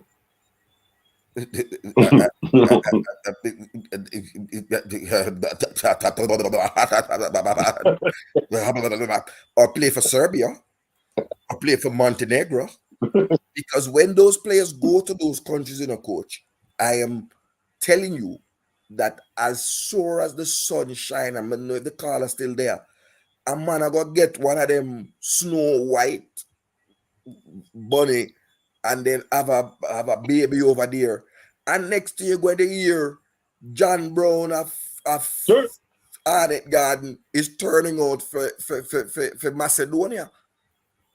We are going to lose players too, because when you export, and it's happening in the teaching profession, in the nursing profession, when you start export, and especially now when a man say, this young man really do good from a country, from a little country, Macedonia, Slovenia, coach. You see where I go, right? Because Norman Campbell was voted MVP for a match that recently took part. Hold on, the Qatar. Hold on. Gunners boss, you finished because somebody is still call the line, you know. Yeah, man. Let me come out. Before me come out, let me say this. We have to explore opportunities. You know what happened? Last night I was listening this lady who them said she won over 750. She's close to $1 billion US right now. The richest Jamaican, one of the richest Jamaican man. And so say everybody see the video going around with her. Now you see PR thing is when she put her first donation, University of Connecticut. She said why? At them give her first opportunity. So at that you have to look for that. And she was at 13-year-old, she left Jamaica. Barefoot like when we used to walk barefoot on a Ramble Manchester and go America at 13. She little bit over 50 or close to 50 now, and our millions them are grew and she had do everything great. So here we have to explore the best opportunity, and if we can't find them, we settle to what's there. And that me say I'm gone. Have a great day. Coach, the show go on now. A long time to pay me June. Me soon pay me June. Yes, sir. Yeah, man, big up yourself. Me June now. Now watch your face. We got this. All right. Yeah, bless Coach, I'm gonna hop off as well. You know, I just wanted to come out to give my piece regarding the whole Ivan Toney thing. And again, I'm not saying that players who are born in the UK should not explore the UK first. Obviously, if I had a child, that's what I would instruct them and direct them to do.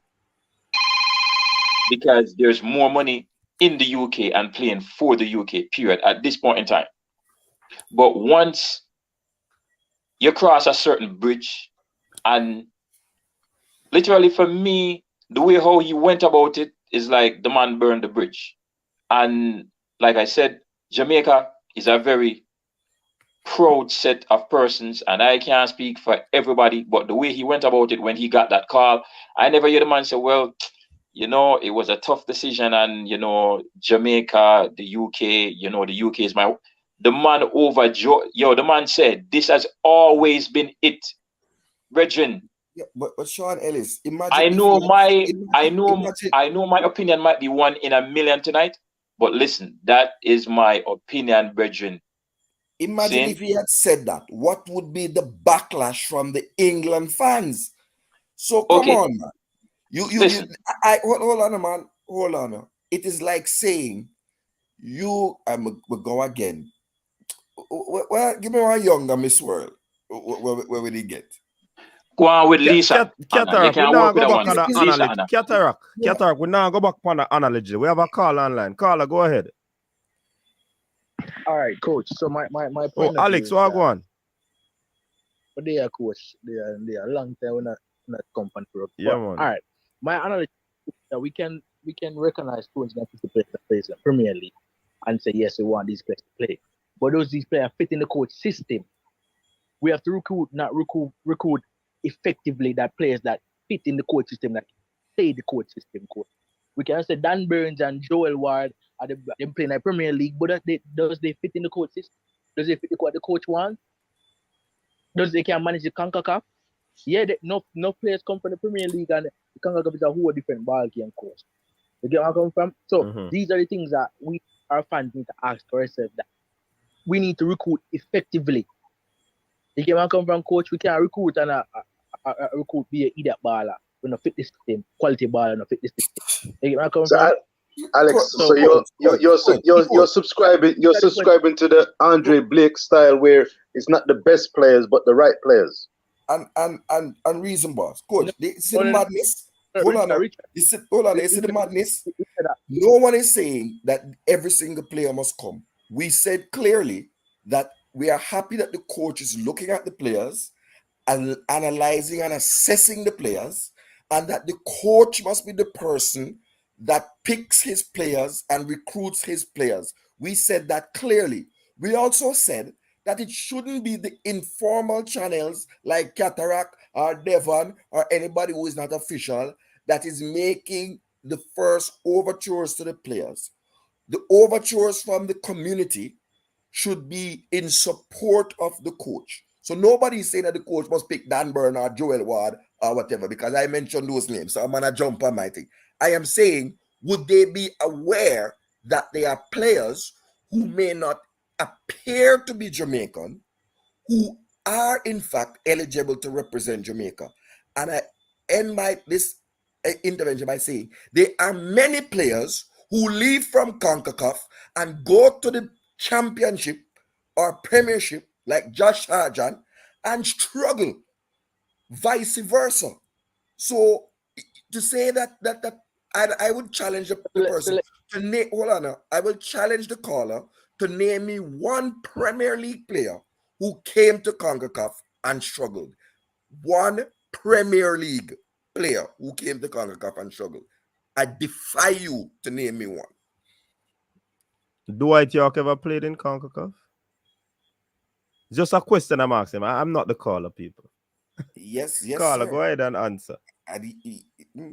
So first and foremost, coach, what I was saying, what if the coach prefers Jamal Topi over Dan Burn or Joel Ward? But we are here, hold on, caller. We are here, so Dan Burns not eligible, you know. No. I'm just using an example. I don't care if he's not eligible. I'm just saying, what if the coach, right? We as Jamaican fans, like they say, the players play in the Premier League. What if the coach like Topi and the Topi improve under the coach? What you have to say about that? Who, me? Then what the caller have to say about that? You never come from coach. We only can just talk. Say yes. Obviously the players are eligible, and we should go and get them if they're good enough. And I agree. If Dan Burns is good enough and he's 30-year-old, he must play in the side. I agree with that. But what if the coach rate Topi more than Dan Burns in the Premier League centre back? Then what you have to say, and he's a pedigree coach. Then we have to say as fans. Let me answer the caller. Then Jamal Topi must be selected. If the coach prefers Jamal Topi, the coach must be allowed to select Jamal Topi. That's the straight answer. But you have not answered the question. You have not told me one Premier League player who has come to play for Jamaica or any other CONCACAF country and flopped. I can name you one. Josh Sargent is totally one. He doesn't do nothing in the so Josh Sargent that plays for USA, that's the one. Who's Josh that, coach? Sargent that plays for USA, that's one. Coach, I can't really hear the Premier League. Let me finish. He plays in the Premier League and left and go to the championship, right? So and I don't see nothing. He's not the best striker in the country. So let's settle that deal. Somebody say Bobby Reed. No, but what did the caller say? What did the caller say, coach? I didn't hear the name. The caller said Josh Sargent, the same player we have talked. Saying that championship. Didn't leave from the Premier League. He was in Premier League and then him dropped to No, but coach, the caller has been disingenuous. Josh Sargent left CONCACAF, the MLS, and went to the recruited from the Premier League to come and play. Let me just say, he went from the CONCACAF to the MLS. He went from MLS, Greater Birmingham, the side that plays in Germany. Then he left for Berman. He wasn't playing nothing in I can't pronounce the side. Berman or so whatever the German Cup, German League. I left and go to Norwich in the Premier League and he didn't do nothing. When he come to CONCACAF, he didn't even start. They only start Pepe or Ferreira over it. So therefore, I'm giving you a name of a player that doesn't come in the CONCACAF and do nothing.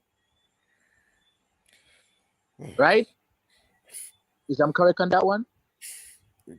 Coach, hey, where you call for coach? Why you feel answer, sir? Where you call for me? I disagree because that is a player. He's speaking about a player that was not developed in the Premier League. Really and Bobby Reed, sir. So, but I'll answer about Bobby Reed. Well, I not Carla, but you just said to me, Carla, that you said name a player that comes in the CONCACAF that plays in the Premier League. So, man give you one. He give you one. I give you one. So why is the problem? And you call me for help. Be not involved in that. The coach, that's not a correct. And the caller, coach, and Tiddlywinks know that because we are speaking about players who were developed in the Premier League. No, Qatar, that is a different additive. No, you said play league, Qatar. You didn't say develop. Come on, Qatar. Is Josh Sargent playing in the Premier League? He was. It wasn't he? Josh in the Premier League last season, pre-season in the Premier League. Did he not get qualifiers in the play against El Salvador? And he came in Newcastle. He was Josh Sargent came to Newcastle. But it's not going to be a different argument because Josh Sargent Bailey was a bit part. No, Qatar, it cannot be a different argument. You asked a specific question. And the caller answered you specifically. So try, don't move the goalpost. We're not moving the goalpost. I'm not yes, getting you are, Qatar. And when the caller finishes, I will answer the Bobby Reed question. Let me finish now. Pookie was not a starter for Norwich. So a little youth from Germany just come and take Pookie game and start over Pookie. He started a couple games well in the Premier League last season over Pookie. And Pookie was scoring 20 goals in the championship. And was leading goal scorer. So a little youth, Josh Sargent come and take his game in the Premier League. And you said team of Pookie a good striker coming here tape on the program before.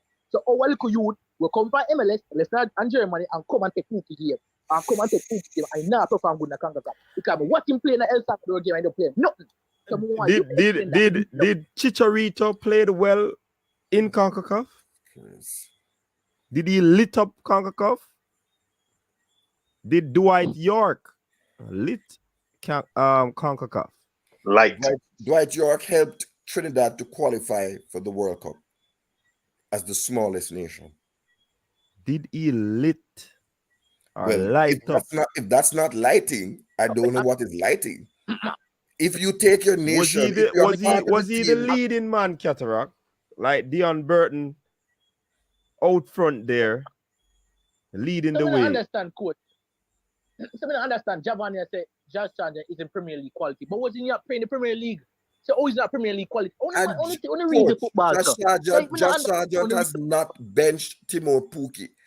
Even this season, Timor Pukki has 19 games, 6 goals, 4 assists, and he is 80% of the starting. I'm a Josh Sargent. We have the telling you, Alex, you should have just do what you do and cut Cataract gone for stats. Timor Pukki started 80% of the games. So how Josh Sargent taking game when the man start 80% of the games? How that is take game? But in the Premier League game last season, Cataract, go and look for your stats. We know your stats, man. So go and look for your stats. I mean, I tell you that. Timor Pukki. Bobby Reed was developing CONCACAF. Kevin Williams. 80% of the game. I players them here. Dwight York. I said Dwight York. Chicharito. Cataract never asked where them develop. Cataract asks which Premier League player. That's the man asks, I change the thing and I try I follow Cataract and add to the initial question. Coach. He might change up the goal, coach. Of course, he might change up the argument. Coach, coach, I think simply, coach. Coach, we just have to play the play. Coach. Come like CONCACAF and I do good. Coach, allow me to address the caller. In the Premier League last year, Timor Pukki started 37 games of a 38-game season. Who for game get tech? That's So, a question that Tech Qatar asks, Mirak. 37 Not games me. and 11 goals. So, Who for game got taken? hold on. Coach, hold on. Tech just charge Give me 1 minute. Just charge an appearance, no? Hold on, man. Give me 1 minute. On the 8th, on the 14th of August, coach, when Norwich made its way back, Timor Pukki started against Liverpool, 77 minutes. Man City, 77 minutes. Leicester, 77 minutes. 90 minutes. The only time away in December 28th, the man wasn't in the squad. Coach, the man played 90 minutes for every single game. Allow me to speak, Coach. I'm going to send you a link, Coach. Coach, you're allowing somebody to come and provide false information. All right, you know what me I gonna do? You know what me I gonna do? From beginning, we were having a very good conversation. You know? Qatar tried his very best, and somebody say him win because him change or move the goalpost from the Fox say what he brought to the table about the team that went to Cameroon didn't make any sense based on what we had. And him come with one story, I thought about what Brazil do, I try to compare a World Cup squad with a non-FIFA Day friendly squad. So Qatar is really being a seesaw this evening, you know, on the show. You know. Coach, you are totally incorrect, Coach. I am not incorrect. I am not incorrect. And I will allow the caller to speak. Coach. No, but hold on, the caller need to speak before you, Qatar, because remember, you're on the panel. You addressed me. You addressed me and said. Hold on, no. I wanted semblance of order. Okay, so no problem. I interject. And respect. So I am moderating. I'm going to ask the caller to speak. Yeah, man, because you're dead. Dead. The amount of beat you get from last week. Go ahead, Alex. No one know how the squad we call up for the Cameroon game is a non-existing squad or not good enough squad and a non-FIFA there. Because first and foremost, when you're building a team and you're locally on the ground, you have to build with a local squad. You have to have and all the time the Englishman they're waiting at the first team to make it.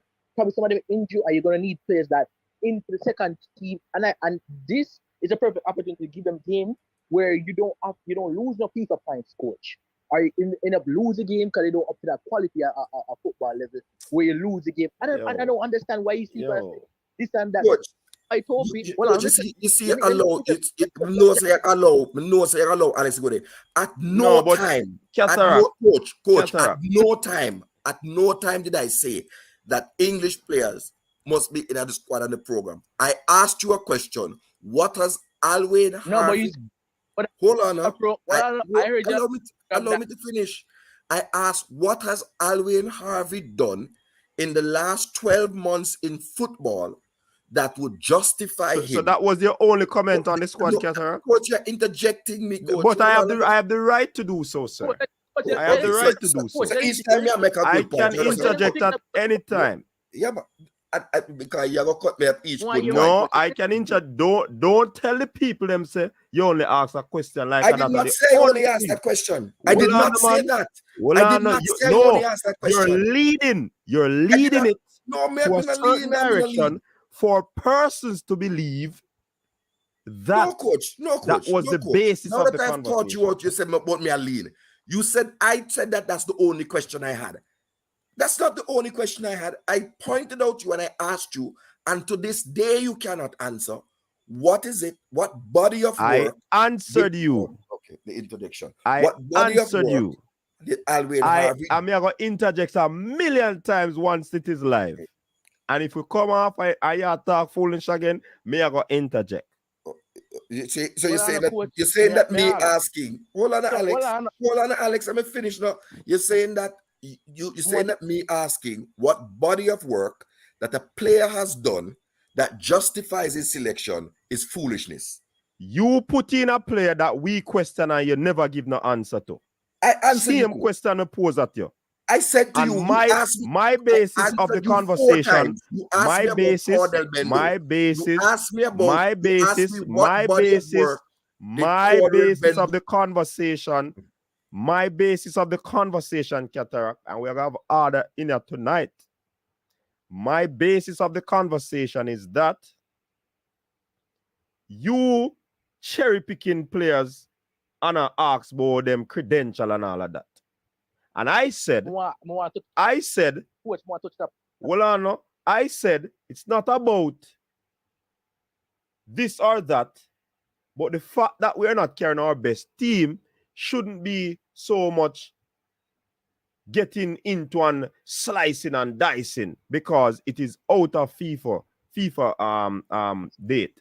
So this is not our best squad going to Cameroon. I mean, I'm gonna talk about it is not Cameroon best squad. Of course we know that. It is still not Jamaica's best squad.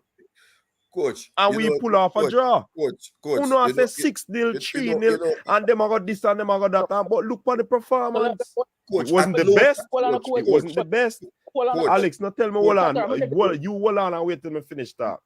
Coach, It wasn't one of the best performance either. But the youth them go down there go play. Coach, you muted me. I am not being fair, coach. Cataract, I run it. Me tell you, I run it tonight. Don't tell me I'm not being fair. We don't want you go around the thing and go like say you want X or X and create S and go through curves and turns at Fern Gully. Not working out tonight. No, because each time I'm making the point, you cut it off so that the truth don't come out. So if you want to suppress the truth, suppress the truth. So me I speak lie. Me I speak lie. Tell me if me I speak lie. Yes, because you said that you asked me about a player that I suggested and I never answered you. You never answer me. You asked and I'm going to answer you today again. Well, you can't answer me now. You never answer me on the night. I answered you 4 times on the night. But I didn't hear. I didn't hear. You were busy. I didn't hear. And let me say again. And I didn't hear. Go back and watch the video. You say that. Yeah, more I go watch it and more I watch it and tell me if me here. When I asked you about why you watch it and tell me if me here. I can't tell you if you're here. Oh, you tell me said you said it, but me never hear. I am answering you again. I said to you. No, me know why you answer now. Me know why you answer now. It is irrelevant now. And check.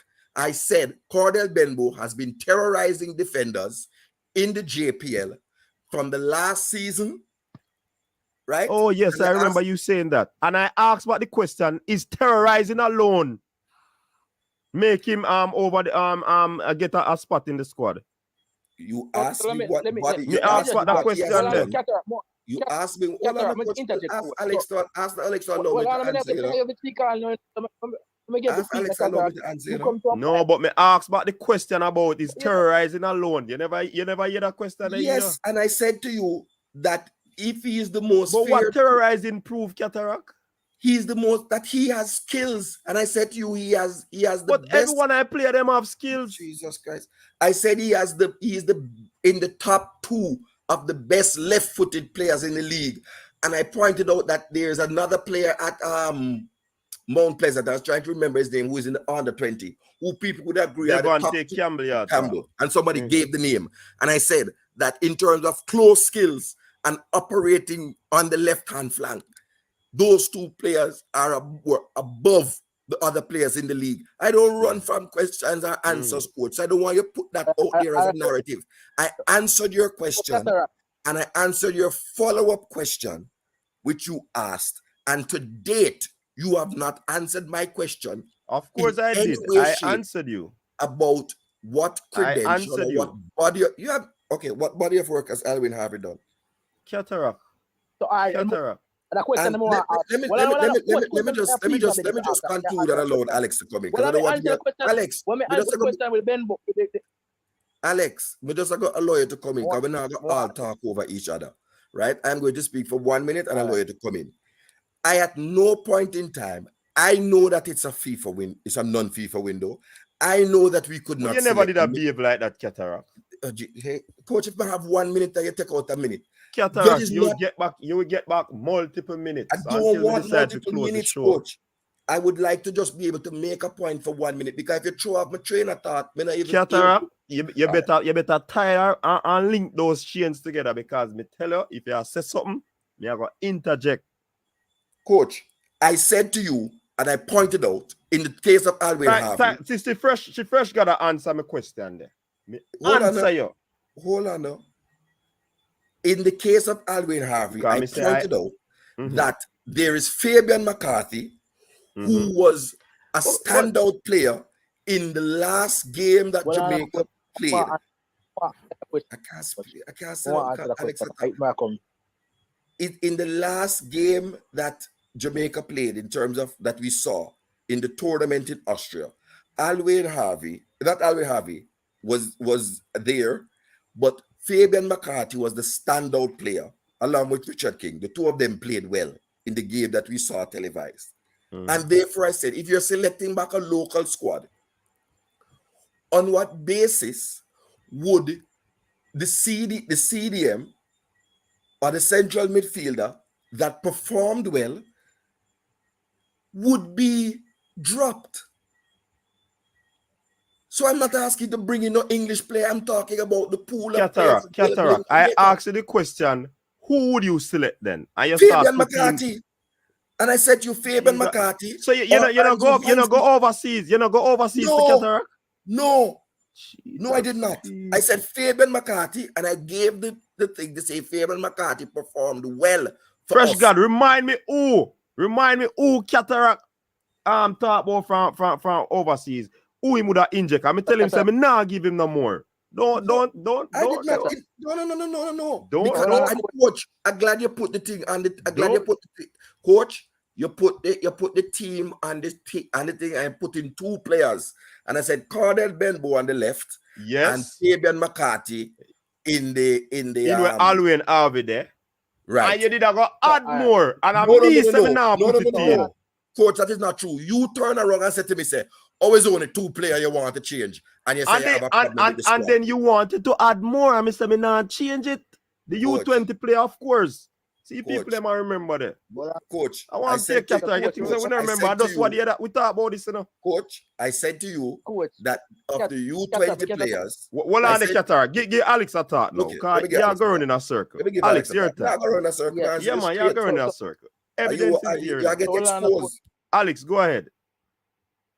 So first and foremost, we have to put things in very much context. U20 players couldn't get released because they play in their Premier League too. So they couldn't get released to come for the Cameroon game. First, second, and foremost, Alwyn Harvey has been one of the best CDMs. Him and Marlon and Martin is one of the top three CDMs in the league this season. Because Alwyn Harvey is very good this season. If you watch, because Qatar no one say a few Premier League games. You don't even know to watch the Premier League. Like just I'm not saying that you don't watch it, but I don't know. I only see a few Premier League games. For contextualizing, I agree when you said Bembo was supposed to get called up. But the point where you're saying that Fabian McCarthy, you know how much Fabian McCarthy is Fabian McCarthy will be 33 next year. And Alwyn Harvey is around what, 22, 23 around that. If guess me wrong, people in the comments correct me or Alwyn Harvey. Alwyn Harvey is a very young player, Qatar, and he's playing very good in the league. Him and Marlon and Martin. And I agree that Benbow should get called up, but Devante Campbell he get injured last season. So who you call an injured player with just a comeback from injury, we just threw him in on the side, and plus he's very young too. Well, them to get blood in on the side, all right, but you can't pick up a player for Devante Campbell as you start from open since they play. No, I did not, Alex. I did not say that Devante Campbell. But you're saying that what? Well, I know you're saying that. Alex, You watch the Qatar. I remember a man said Devante Campbell injured enough. Remember a man said that. I man called the man the name. I did not, coach. I did not call Devante Campbell's name. I put in Cardell Benbow. When you asked me, Qatar, we now say you say him in a team, but you mentioned his name. No, that would have be over somebody, and somebody in the comments said that he is injured, and you never remember his name. Coach, I said to you, in the last 12 months, Devante Campbell and Cardell Benbow, in terms of left-footed players, would have been among the top 3 best left-footed players in the JPL. I know Devante Campbell is injured. No, you So I never didn't- know. You never know. Coach, you tell me, I couldn't So- remember so- the name of the. I couldn't remember his You name. never know. You never Coach. know the name of the player. When the name come up, man, they must Coach. say him injured. Coach, if you, Hold on, coach, hold on, if I, Cataract. coach, So, I did not say And the that. man they must was- say, oh yeah, say that man, yeah, call up injured man. Coach, I did Remember- not call up the player. Yeah. Coach, are you know, say you are try set me up. When my name, my team, I my play name on the the two ice, players brother. to come Let me in. try set you. My name the two players to come in. You So- ask me what body of work did And Benbow isn't left-footed, brother. Bembo plays on the left side. And that, But that don't mean say I'm a left-foot I- person. hold on, coach. Continue, Alex. Continue, Alex. Hold on, Continue. coach. Well, we never get to talking of Cataract. Cut me off. See, Yeah, Travis man, Christie said that continue. he come and said, top 3 see the EPL last season, Harvey McCarthy and Marlon Martin. Right? You say you watch the Premier League, you say what Harvey do for Warren? 12-month period to play in the Cameroon. Did you watch the Premier League and did you watch Harvey play this season, Cataract? Let me ask that question. Because if you really watch the play, Yes, I watched the Premier League. Because you want to feel about things, so you wouldn't say Kyle Ming Pina this side. Kyle Ming is one of the best right back in the league, consistent win over 2 seasons. And maybe I'll find them watch the league all the time, Cataract. So me can pick up players in the league. I may not be biased. But him can't get picked, Alex. He would get picked on something in our side. Javian Brown. No, I'm sure. Unless them would have want them to settle with Brown and say them a look on him. Coach, Alex, that's something I tell coach. But my say what Harvey do for Warren 12 over 12 months Warren a call up. Harvey play good in the league. Do you watch the league? I'm gonna ask you a question. Yes, I do. Do you watch the league? So if you watch the league, then you don't know the top 3 center defensive midfielder in the league, Cataract. If you watch Travis Christie and someone in the comments say Harvey is one of the top 3 CDM in the league, Cataract. You want to finish? If you allow me, I'll answer you. I believe that Andrew Van Zee is a much better central midfielder. Hold on, man. You asked a question. You asked a question. How far in the Umberland in the IPL Cataract last season? Cataract, put things in context, no Cataract, man. So hold on. Anyways, it's a minute me I give that conversation. 1 minute. I'm start the countdown. Coach, where did I say Andrew? Yeah, man, 1 minute me I give that conversation. Andrew Van Zee did not play good last season, Cataract. He's a terrible player in the Premier League, Cataract. Cataract, you know, watch the league, then, man, Cataract, man. Where was Umberland finishing the league? You know, what Andrew Van Zee play good night? Where did Umberland go to the playoffs, Cataract? Did Umberland even go to the playoffs? Oh, you're going to say Andrew Van Zee, they see them in the league. Over Harvey. And Harvey play right. After the end of the season, Harvey step up and start play centre back in a Mount Pleasant. We're in the playoffs, Cataract. Van Zee was out with a broken foot. Did you know that, Cataract? Pardon me? I didn't call for. Notice that I did not call for Andrew Van Zee. No, I did. Cataract, you start them fooling shot. When me I remind you about what you say about Devante Campbell, me never say you call him Virgin. Me just remind you say people. Me never say you talk about you call Van Zee. You just mention his name and me I tell you something. Anyways, let us move on from this conversation. Alex, thanks very much for calling. We're going to go and talk about the World Cup. Yes, that's what we were speaking about, and we were diverted. Yes. Until you diverted. No, I gave an analogy about selection, and we're gone all over the place. The issue I said to you was that there's a transparency in selection. No, we don't want you to go back this. So I know you say issue. I've reason boss ask the question. Make we move on. So we have France team on the board. What the French people them there? Do you think that this French team quite, in my estimation, a new midfield? If you want, because the likes of Pogba is not there, and Kante and Conte because of injuries. So this is quite a new. There are some names there that we know, but it's quite a new assembling of these persons coming together to form the defending champions World Cup squad. The defenders and the strikers are known. Do you think that this is a potent French team, Reason Boss?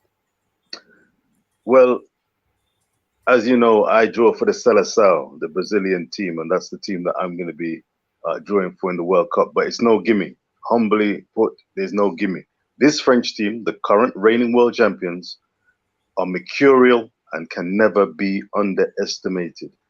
For my part, personally speaking, that forward line, and I'm going to give you the four names: Mbappe, Benzema, Giroud, and Dembele. Those four names are the names that I say, yeah, if England bucked up against them, it could be arrivederci, good night, England, if both teams get as far into the tournament as I think they may. The midfield, you're quite right, Coach Minzy. It is a new formation, relatively speaking, and that is, I think, arguably it could be, quote unquote, the weak spot. And as a Brazil fan, I would be confident that they could be gotten at. The likes of Casemiro, Paqueta, Guimarães, even Fredji could do a job. And opposing teams, there are some quality teams in this World Cup. This is going to be the mother of all World Cups this winter one, because most of the players are in form, relatively fresh, and they will be really keen to make a mark. But yeah, you can't underestimate this French team. But the midfield area, I think, would be a potential point where they may not get the job done. And I'm going to add Deschamps as the manager.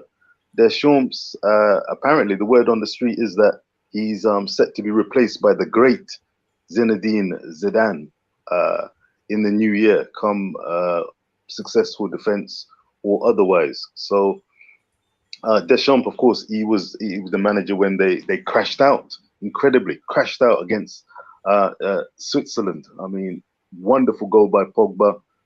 When they want to turn it on, they turn it on, and yet they can also fall on their faces. They did have some injuries. I was speaking to Jersey Boy and Ryan LFC, and they did have some injuries, players playing out of position. So that might have been a factor. But the headspace sometimes for the French, similar to the Dutch, can be problematic. But Mbappe, listen, PSG, they've got three of the finest players in the world.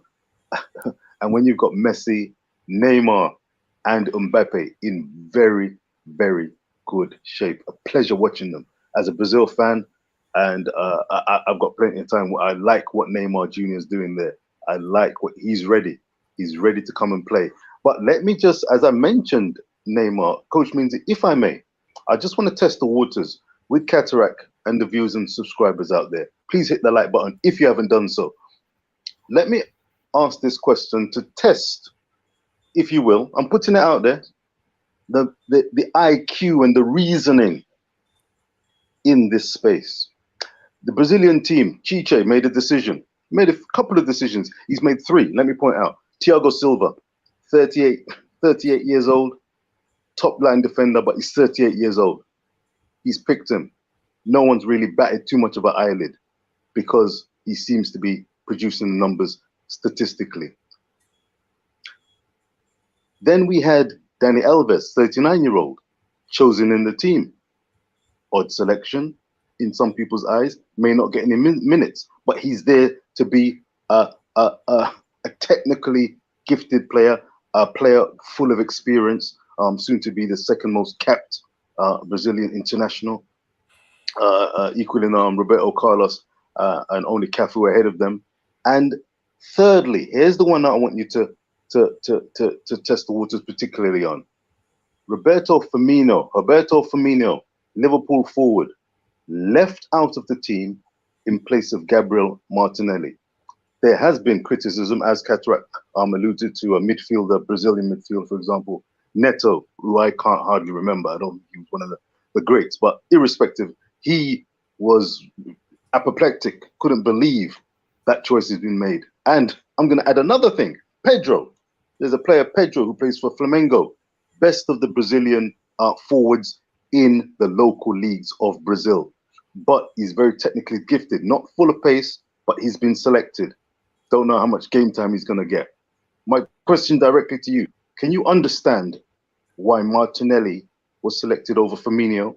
I know you watch Premier League, and I know viewers and subscribers out there watch plenty of the Premier League when they can, by any means necessary. Were you surprised at Martinelli of Arsenal's selection, as Neymar raised eyebrows when he was given the team squad drop at the expense of Roberto Firmino? Let me see what you make of that.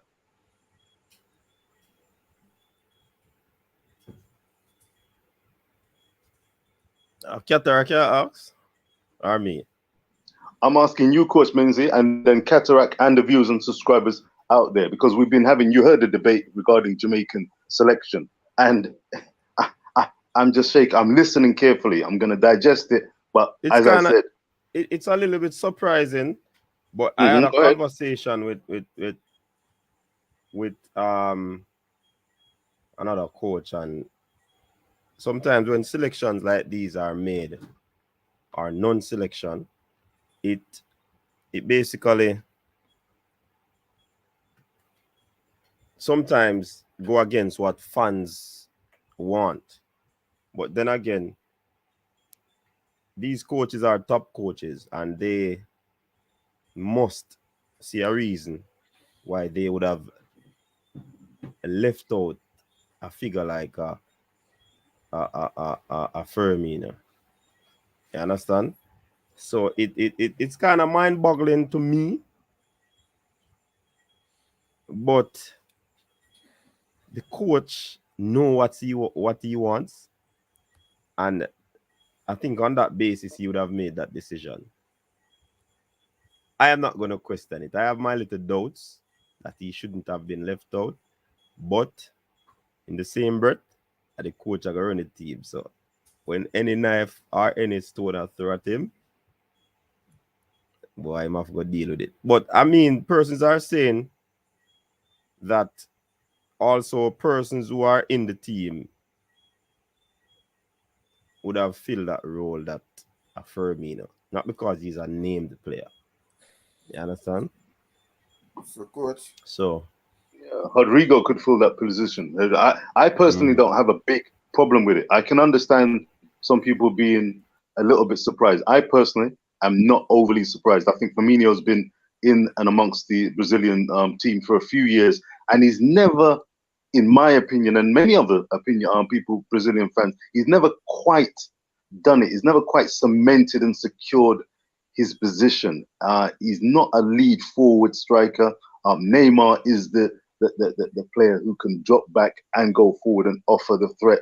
Firmino's meant to be the replacement, as the likes of the wonderful South American correspondent Tim Vickery has said on several occasions. But he's just not quite managed to secure it. Martinelli has just literally, ironically, and I'm sure Cataract would have been paying attention to this, just by sheer weight of performance, the stats, the performance, the eye test, and the heart, the passion, which all, by the way, viewers and subscribers, I'm sure you know, viewers and subscribers, the heart and passion, no matter how big egos are and statuses within their respective clubs in Europe, when it comes to representing Brazil, the passion is unequivocal, undeniable, and that makes a world of difference. So no matter the fact that Firmino didn't make it, Martinelli, as day follows night, you can best believe he is going to be giving it his absolute all. But Coach Minty, did you hear what you said? Did you actually hear what you said when you said Chiche, as a top international coach, though you may disapprove and disagree with the decision to a certain degree, because of his status, you will accept the decision, and whatever happens, happens. Are you, by de facto, saying that when it comes to the Jamaican national team, more questions would be asked? I'm not going to include Coach Heimer, because he's just newly installed, and I'm wishing the best for him. I've got good hopes for him. But are you suggesting that previous Jamaican managers, because of their lack of gravitas, quote unquote, that's why there's the bag of criticism and why the system is perceived as being broken, as opposed to the likes of Deschamps making his decisions, and we go with it, Chiche making his decisions, Southgate making his decisions, Enrique dropping Ramos. It's a decision because we respect the coach. Are we putting our Jamaican managers down? Rightly so in the Jamaican system, rightly so. So coach, Richard said he would allow me to answer, but he seemed to want to answer himself. But I will say this. Cataract, you need every friend you can get right about now. It's peace and love, you know. I've been listening to you. I say, no. A barrel of beating. I've never heard them barrel of beating like this. Cataract still a try to throw one little blue. Virgin, just answer the question. But always up right, because you see the truth come out in the chat. You understand? Cataract, you see, you are miscontrol what people are say and think people are say you say people for come in a squad. And that yeah, do you know? And I misunderstand what people are say and I build a story around that, you know. Anyways, answer your question, Richard. Yeah, man, answer the question. Yeah, man.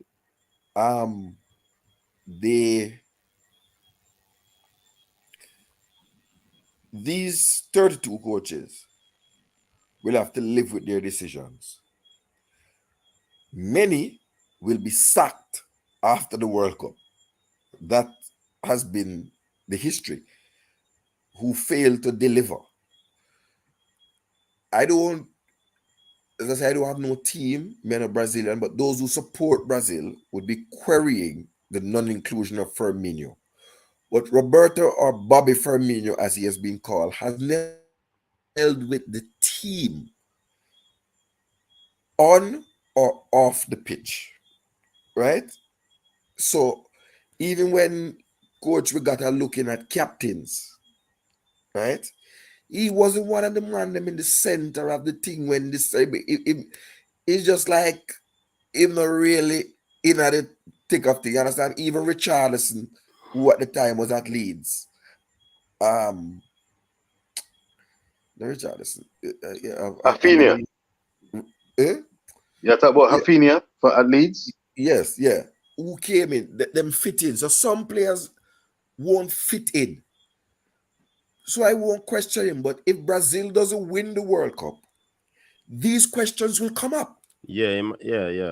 And those who said, oh, this man, that all of a sudden you will see them retreat and be quiet and not be saying, yes, I said it was a good thing to carry Martinelli. But I don't think that Martinelli was carried instead of Barbosa. Barbosa. I believe that Martinelli was carried instead of Barbosa and not Firmino, because they are the sort of big number 9 players. Bobby Firmino plays wide. He doesn't really play as a real central number 9. But it'll be interesting. Listen, when the game are gonna start, you know, they're gonna be warring Brazil about who is in the starting 11. There will be some criticism.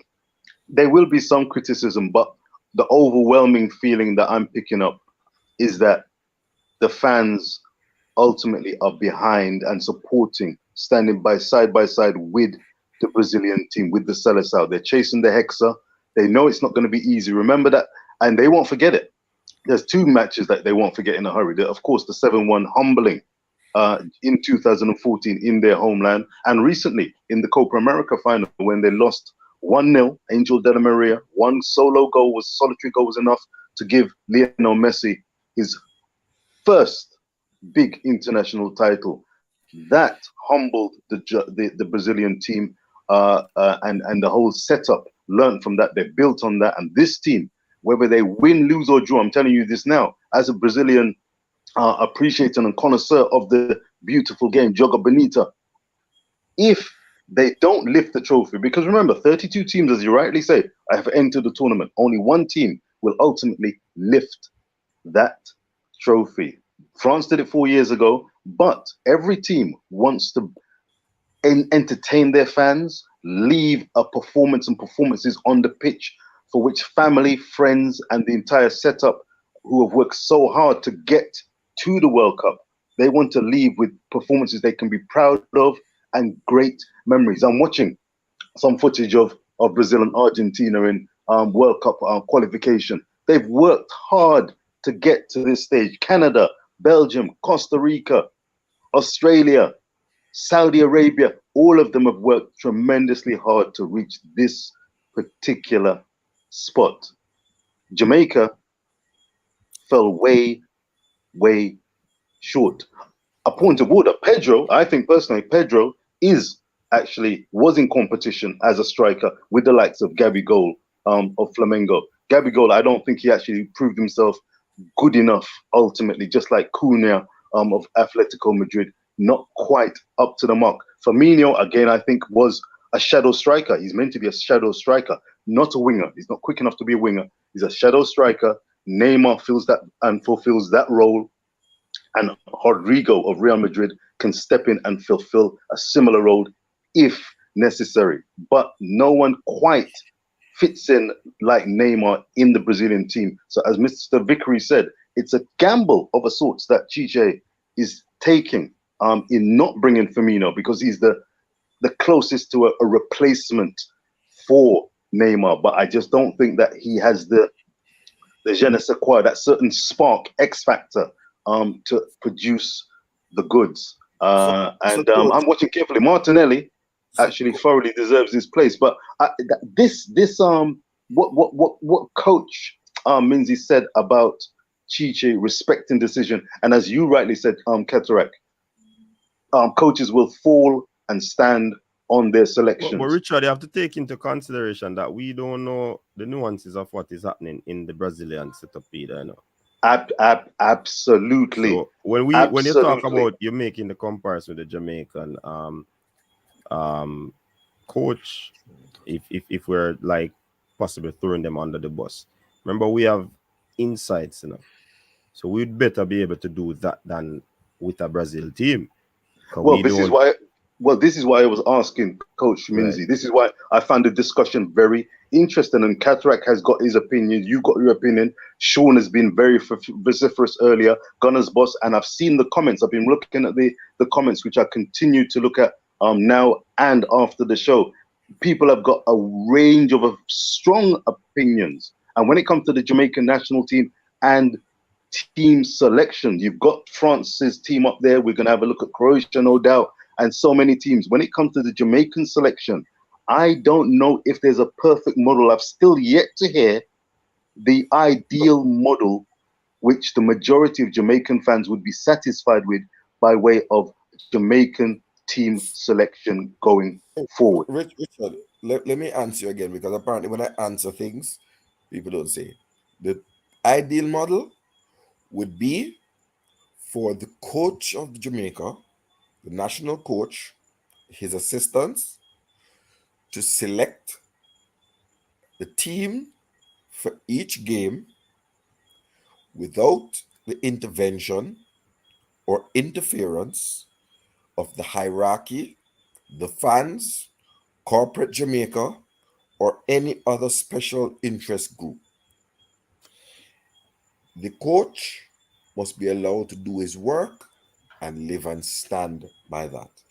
There needs to be a robust scouting mechanism in the United Kingdom with the JPL and Europe, as well as in the United States, looking at the MLS and the Canada League, that is able to identify the players who would fit in the system, and a strong recruiting department that goes out and assists those players to secure their citizenship. The coach must pick him team. That's all the right. model. And just Coach, there's something I want to raise about Brazil, because I've heard the disparaging comments people make about Anthony Grant, about Adrian Mariappa. Oh God. And the use of age. And I'm looking at saying to you, when I looked at that Brazil squad, there is Waverton, who's a goalkeeper at 34, but goalkeepers are normally older. Thiago Silva is 38. Danilo is 31. Dani Alves is 39. Alexandro is 31. Is only one of their defenders who is that is Bremer and from Juventus, and he barely just have one cap. All of their defenders are over 25, right? Eder as well, but all of them are over 25, right? And the 4 of them are over 30, and 2 of them are over 35, nearly reaching 40. And if you look at the central defensive thing, Casemiro is the man, and he is 30. He's 30 years old. So, Everton Ribeiro is 33. So I don't believe that age in itself must be is a huge factor. In this Brazilian team, what I noted, for example, there are no teenagers. The youngest player is Martinelli, and he's 21. There are no teenagers in here. So they are not about building nothing for anything. This squad is built to win the World Cup in Qatar in 2022, and then dismantle and repackage, because I don't think that Thiago Silva is going to go to America at age 40, 44. And Dani Alves at age 45. I don't think that's going to happen.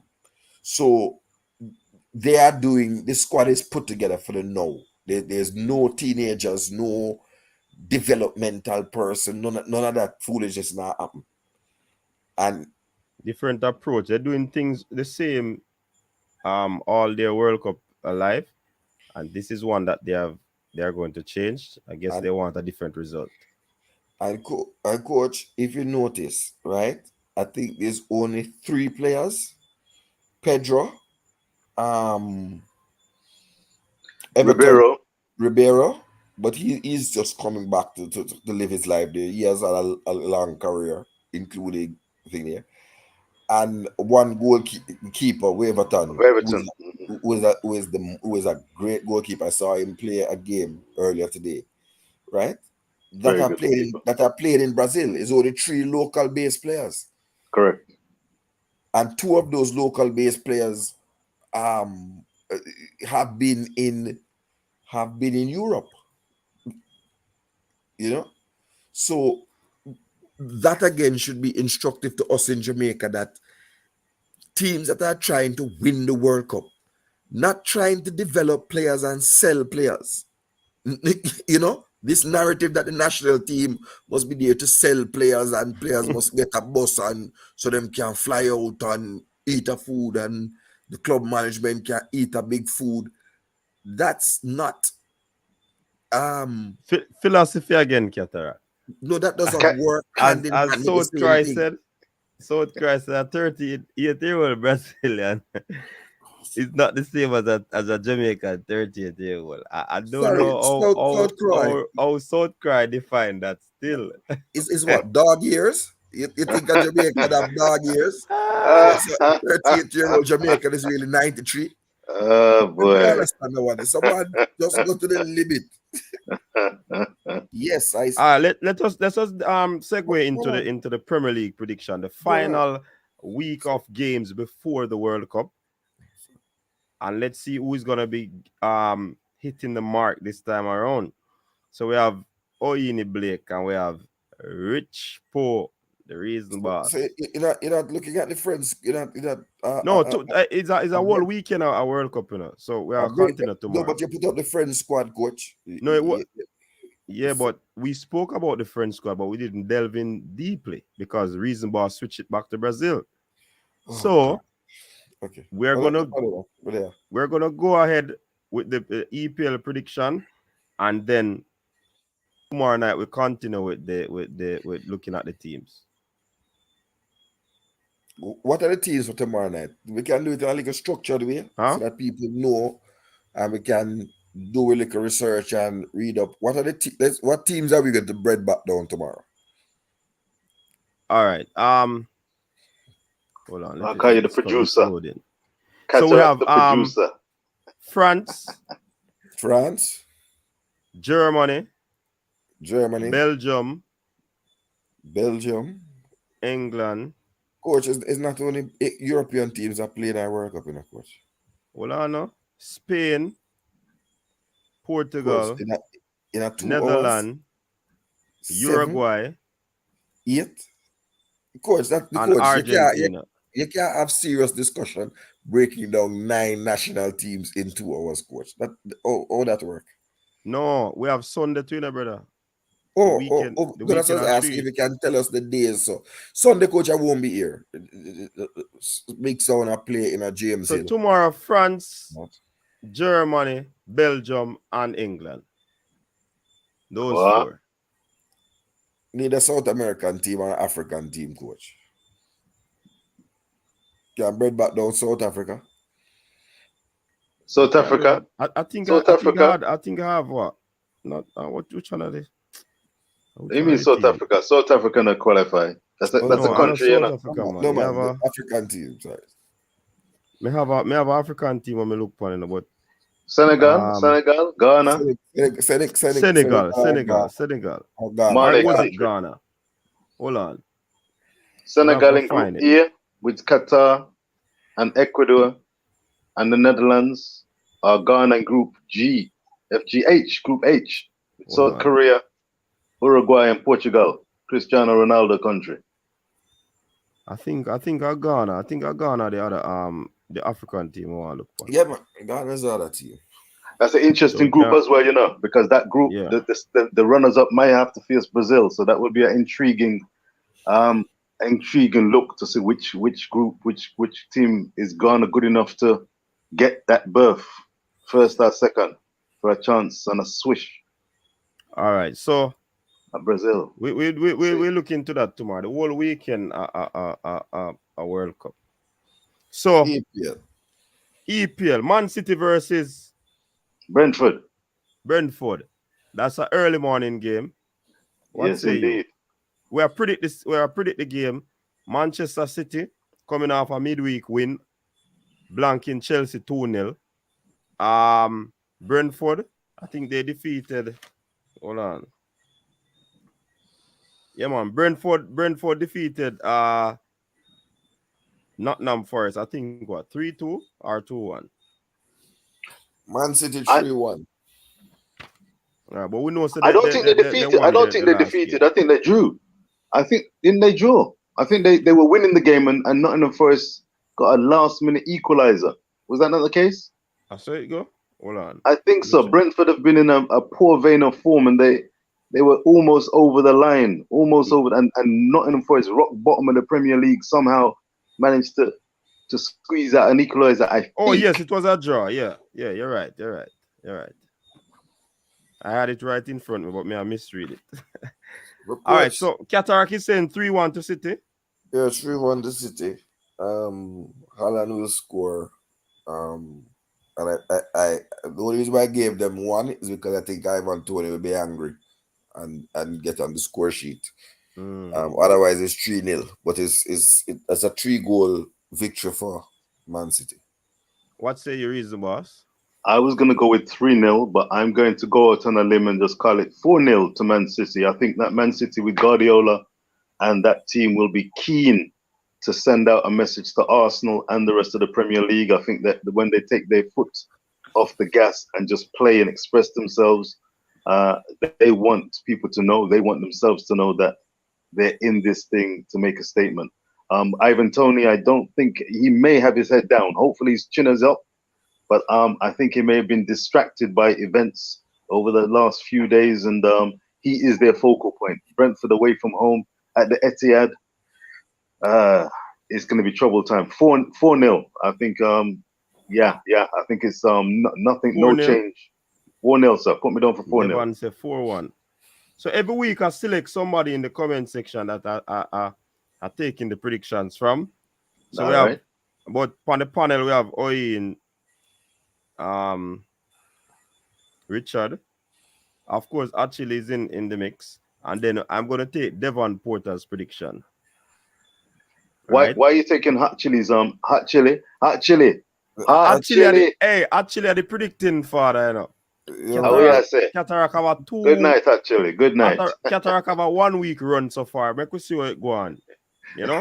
Coach, Going back over there to before, you know, but you never want to look on the success I had the week before, but it's all right. No, because I never write it down. You never write it down. But right, you know so what I can't say that. We never get 100% like we get last week. But me go and go the other the same week when we never write down your thing, you know. Remember I done too, you know. I'm predicting a 2-0 victory. 2-0 victory. 2-0 victory. May I make a suggestion, Coach? Mm-hmm. Can we do like a point system so that at the end of the... we need a producer, Cataract. But we have everything written down. Coach, just hear me now.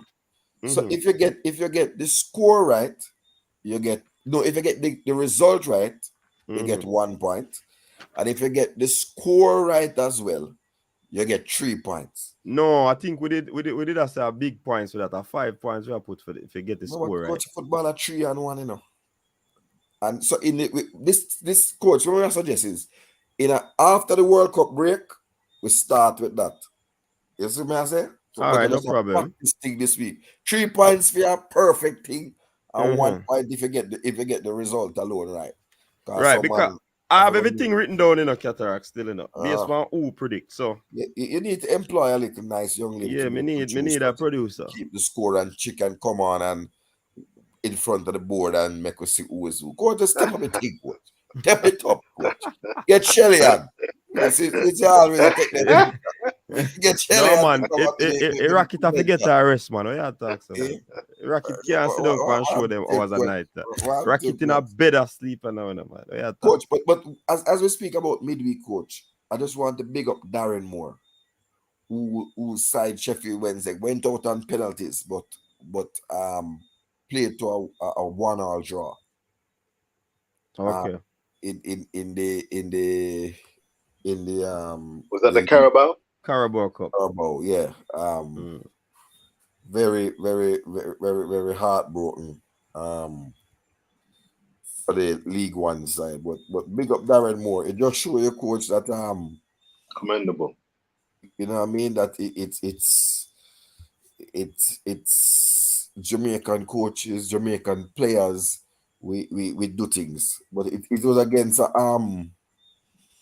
won't tell you who it was. It was Southampton. 1-1, and they as a matter of fact, the first 5 penalty kicks were perfect. They lost the 6-5 on penalties. They lost, right? And there were 2 players who were featured recently, and Reggae Boys coming through were part of that squad, who have Jamaican heritage and who have indicated that they are pursuing Jamaican passports and were even called up by Paul Hall. So big up the man, but big up Darren Moore. Yeah. I really think that a Premier League or a Championship club need to look at Darren if he's willing to move from Sheffield Wednesday. But prediction time. Yeah. Bournemouth Everton. That's where the 10 o'clock game start.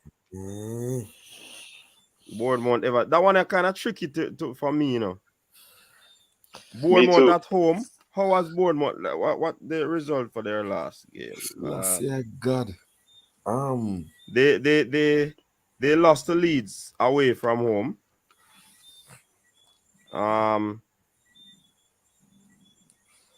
They lost to Tottenham at home. I don't think Everton is going to bring anything to the party. So much a threat to them. Which is a damning indictment. That's a damning indictment. Frank Lampard and that Everton team, they should be bringing something. That's a big problem. That's one of the problems. They should be bringing something. Yeah, but based on how they are playing, that's what I'm working with. May I go with a 1-1 draw now? Coach, I think a 1-1 draw, but I don't see where the goal come from Everton. Tell you the almighty truth. The man have fire weak like a weak rat. But good, the good thing again, I'm always look out for Jamaican players. Mason Holgate is back from injury. He played in the Carabao Cup, but not he has just been on the bench. You know what I mean? But good news for a player who has been in consideration. All right, Qatar. We don't want to delve into that too much. We need to close out the show. So give yeah, man. your prediction.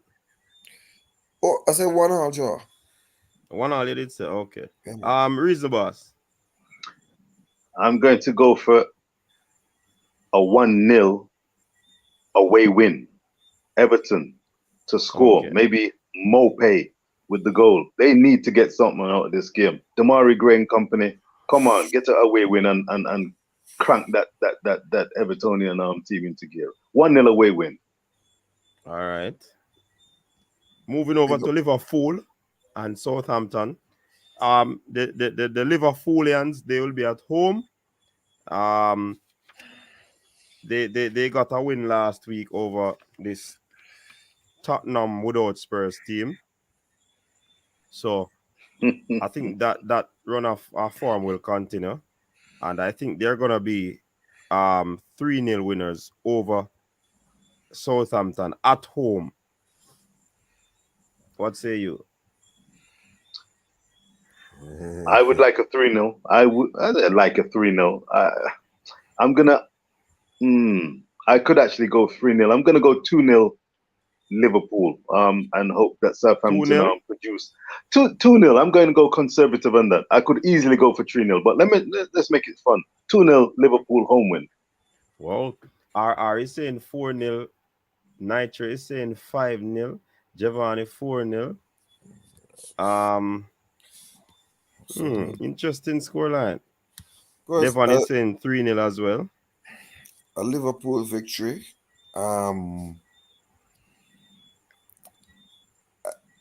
I think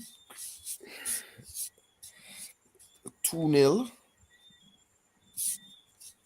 2-0 as well. All right. 2-0. You think Liverpool has scored so much goal?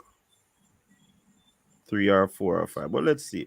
All right. Nottingham Forest at home again facing Crystal Palace. This is going to be a tricky encounter. Very tricky.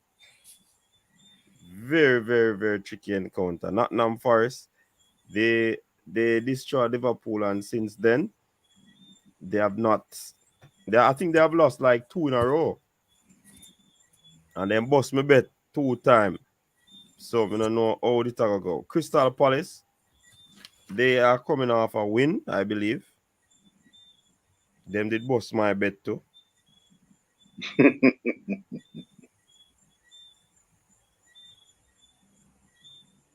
So Your tongue tied. That match are kind of tricky. But here one, me I got chance with Crystal Palace, you know. I'm going to say 2-1. Crystal Palace 2, Nottingham Forest 1. Well, Snake Eyes, I said the same thing. Yeah, I gotta have a three way something that's Devon is saying 2-0. Snap. Snap. I'm with you. 2-1. Away win. 2-1. Crystal Palace. Mm-hmm. All right.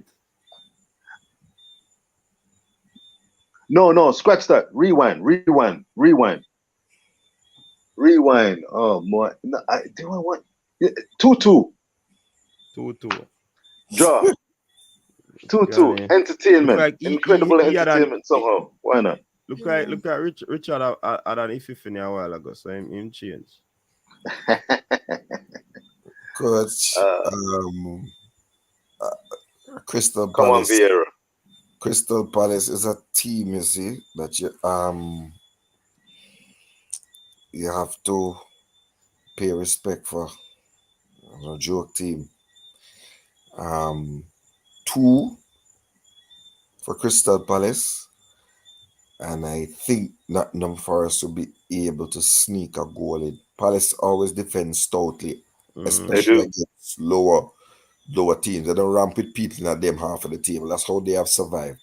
Then put it down by you in the thing. 2-1. Looking for Morgan Gibb White to hit the back of the net again.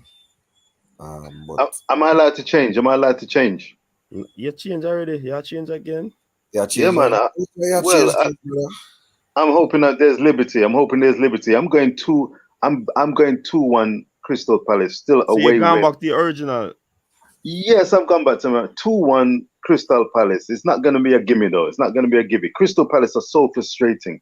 Bag of talent. But sometimes a sense that they're underperforming. But you know, maybe we're expecting too much. It is Crystal Palace, a small London club. Patrick Vieira, fantastic job he's doing there. But they've got so much talent. Eze, Zaha, really talented, entertaining team. But away from home, they've struggled. They've struggled away from home. I'm hoping that they get a good team talk and the players express themselves and do it. But the Forest, where I studied, the Forest fans will have a lot to say about that. And their manager is very good at raising morale. Remember, they're rock bottom. They don't want to end. Yeah. They're rock bottom, so they're going to be fighting and scrapping for all their worth. It's going to be an hard game. That's why it was kind of tricky for me. But I think I put the Londoners on top. What did you say the score? What score did you go for? I said 2-1 in favor of Crystal Palace. Wow. It's going to be a tough one. I can see that one. I wouldn't be surprised if we get that one wrong. But we'll hold tight. Yeah, man. One of those games. It's one of those games. True. All right, Qatar. You are going to kick off that one here now. Tottenham without Spurs versus Leeds.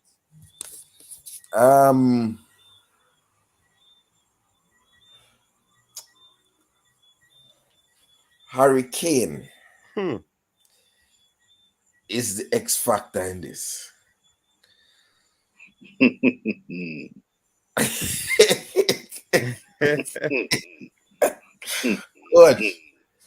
Good.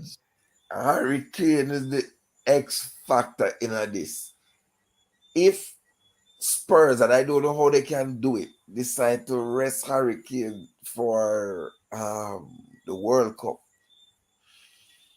give him limited minutes, I see a way for Leeds, but 1-0 Tottenham Hotspur.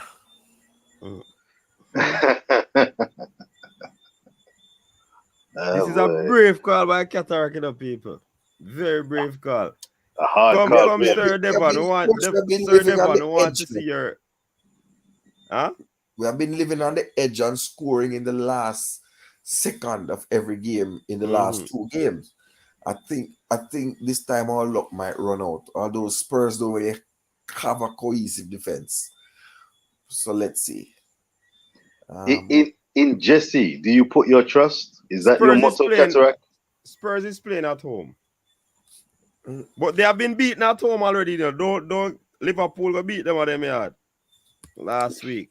Yeah, but I don't think Leeds my team squad has the quality of Liverpool, really and truly. So. I heard the Leeds manager say he's not used to losing, and I think he's really taken the Leeds situation to heart.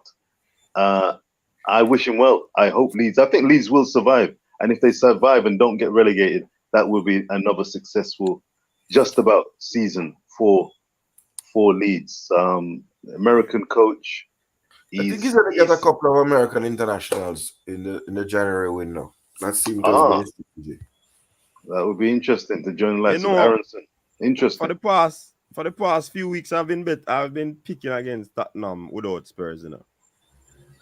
And for some reason, I feel like the Spurs are gonna grow back in this game. Even though I've been picking for Leeds for the past few, but I saw when you come on to prediction, you know, you can't end up on the same trajectory.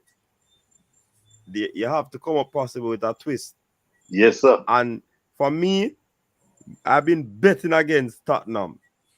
I think they may go for them in this one. I'm going for a 2-0 victory for Tottenham. Rich Poe, are you left now? You know? Rich Poe. Put it double upon it then, brother. Snake Eye throw some money on the board. Yeah, big up Snake Eye. I changed Spurs 2, Leeds 0. Well, him follow my prediction. Spurs grow back on Tottenham. As an Arsenal fan, I'm gonna have a little bit of fun on this one. I don't want to be feeling comfortable rooting for a Spurs victory. I don't want to feel comfortable. So, in watching that game and following the progress, I want Leeds to get something out of this. I will be thinking of Cataract at the same time. And for that reason, and of course, because Rafinha did so much good work with Leeds. Boss man, keeping them. Qatar bet 1-0 against him team, you know. So me hear where you come with. Antonio Conte, he's been marshalling this team, which has been slow starters, and then they kick up the proverbial, and they suddenly transform into an attacking team. I hope that they show their Jekyll and Hyde nature, and this ends somehow all square. No, wait a minute. 1-1. 1-1. Hey, me could have tell sir that you covered, you know. I thought about that scoreline, but me I said no, me have to make a change this week. I can't depend on the same part. That me think about now, but guess all right. Me I gonna work with that. West Ham on that trajectory, yeah, man. West Ham versus Leicester. Jesus, please. Leicester are an unpredictable team. West Ham will be at home. I'm going for a 2-1 win for Leicester. Ooh. Leicester is inconsistent, but me just feel like say Leicester are gonna come up chubs. I'm going the other way before I change my mind. West Ham 2, Leicester 1. You don't go to the London Stadium. There's a David Moyes, quality manager. Actually, he's hungry. 1-1. Yeah, man. 2-1, 2-1 West Ham. Go and pick up your points. Mikel and Toney and company. Do your thing. 2-1. Scamacca. Yeah, man. 2-1 West Ham home win. 3 points. Come on, you hammers. Yeah, man. Scammer not a player, brother. Scammer. Tony Green says Southampton 2, Liverpool 0, you know. Scammer is a What you say about Scamacca? Scamacca is a scammer. The man can scam Mikel Antonio game. And don't score as many goals as the boss. But I read some assessment that they love his off the ball movement, and he brings something very different to the game. That's exactly what I heard. I thought that Mikel Antonio has been spurred on as a result of this challenge, being on the bench, and a change of emphasis. I thought that it's put a bit of fire in the belly of Mikel, so when he comes on, he's been showing his best form. Do you agree, or do you think he's been overshadowed too much? I hope it's not the case. Well, he has been on the score sheet in midweek in the Carabao Cup. Indeed. Showing them, just giving them a reminder that he is a goal scorer. Mikel did a run though, and I don't like him on the bench, although it augurs well for Jamaica. How so? It means he gets a little more miles in the legs. Because remember, last season they really run him into the ground, you know, trying to get into Europe. So I think being on the bench will at least give him another year in his career. So I believe that 2026 he will be around and available in like the Thiago Silva, not right at that age, but I think he will be available to us because he's not been running to the ground. That being said, coach, Leicester won. And away you go. West Ham what? West Ham 0. What? Antonio won't start, so I think is going to be a 1-0. 1-0. Well, actually, go for and coach. Hold on. When am I going? West Ham 0. Leicester 1. Leicester 1. Yeah, man. Away win. Okay. Let me get it right. All right. I think this is what gonna be one of the blockbuster of the round. Newcastle versus Chelsea. CC start eyed people. Him stop company prediction show from what happened last week. You understand? So CC is nowhere to be found. CC is engaged in different things. You understand? Coach, you see the man after the World Cup, after the window, coach, the people that may sign up for it, Yeah, we have a good reason why you not show up, you know. Mm-hmm. You understand? I'm coach, man, tell you, even if I have a dance or whatever, like, I do, I was sending me prediction by Yeah. WhatsApp. I was about to say, yeah, take because not it serious, everybody man. will always be available. Yeah, man. Send it in by any means Send necessary. it in by any means necessary. Yeah, man. Coach, yeah. Newcastle slap that way. Yeah, man. Easily. Brawling. But just drop the prediction them. Brawling. Newcastle got to deal with them case. Newcastle are deal with it. Brawling. Hey, Coach, them in a problem. Well, not easy. I'm going to go out on a limb here and say this. Mm-hmm. And Let me write down my thing for now, you know. Big defeat to Chelsea. 3-1. Cataract is 3-1. Anyways, may I follow Cataract? actually say 3-1 too. But may I follow Cataract? Listen to me. I 4-0 them I get dumped up. we 4-0 are following Chelsea I them. get. Lord Right now, mercy. listen. Chelsea Coach. cannot score down at Newcastle there. Coach, Who tell you, sir? I want to make another prediction, Coach. Mm-hmm. Although it's not a nice prediction, but I believe that this will be the game that will hurt England. Uh-oh. I foresee Callum Wilson being injured in this game. He's not well as we speak, you know. I heard that he's actually still not well. I'm wondering if he's Right. going to actually play. Yeah. He's a little fragile. I think that. Yeah, go ahead, Cataract. He's a little fragile. I'm concerned myself. Coach, you see the people that may come on the panel, we are doing our research, you know. Mm-hmm. Yeah. Hey. And we have our thing. So obviously it's not the same places we get our news from and our updates from. There is a little concern over Callum Wilson. I believe that he's going to break down in this game. Because I think he'll be trying to answer justifies his selection. And right. in the end. You know what I mean? But Chelsea just has not got it together under Graham Potter. They just have not got it together. Do you think they ever will? Devon Do you Porter say think they ever will? That's the question, Mr. Potter. I thought it was a bit of a hasty appointment. Uh-oh. I am going to make an even bolder prediction. Oh, God. I think that Graham Potter might be out early after the break. Because I don't think that they are going to occupy the Champions League place. And that will be, Newcastle is going to fight them tooth and nail for that place. You understand? So, yeah. What is a coach? I see Devon predict 1-0, but you see, you can't score. You can't score down at Newcastle. Who Chelsea will get that goal left from? Mason Mount. Which month? Last week, Jay, anyway, I said Pulisic and Mount will be scoring. Hey. And I ask what much Arsenal give them? 1-0. If they could score for Arsenal, how them are going to score down at St. James Park on this solid Newcastle team? We're not giving that with prayers. Coach, you also have to look at the Toon Army. I think the stadium size, and you can confirm it for me, I'll even Google it. I think it's over 57,000. Big stadium. It's a big, massive, the two stadiums in the northwest. The northwest.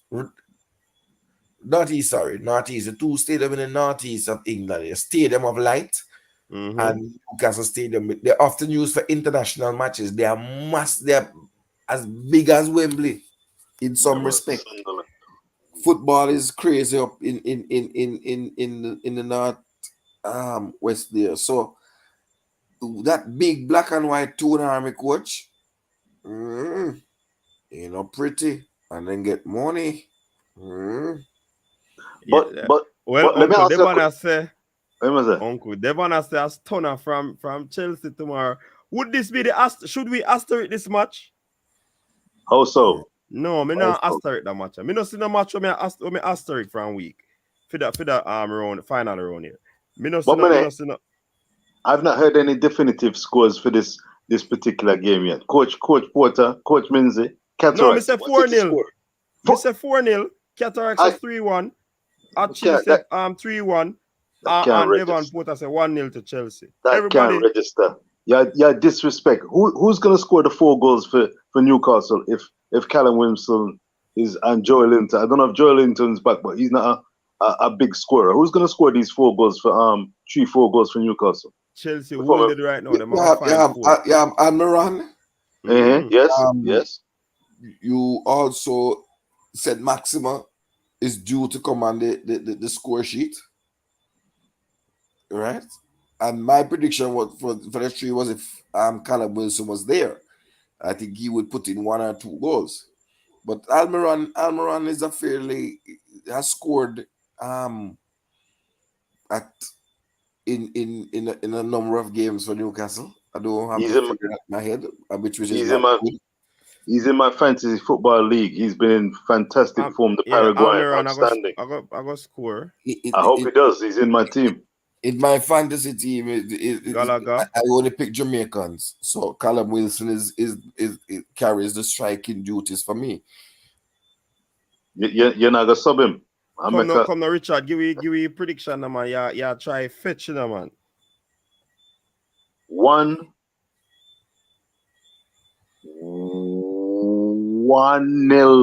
1-1, 1-0, 1-0, 1-1, 1-0, 1-1 to Newcastle. I don't think it's going to be a massive beating necessarily. Chelsea will have a point to prove. 1 apiece. 1 apiece? One apiece. Nitro, ever since I was informed of the man's Jamaican connection, I put my eye on Dan Burn. And I have to tell you, say, the man don't put a foot wrong since in these last games that I've been watching him. He's had a terrific season. Yeah, man. Along with his defensive partner. Been a rock. Not joking thing around there. So. Remember, man used to just go on Newcastle and deal with them like back road. Pay a little thing and just get a thing and rip and road. It don't work so again, daddy. It don't work so, daddy. Big up Jamal Lascelles, the Bajan, who has to be on the bench, but Dan Burn and them man are a joke thing, bad man.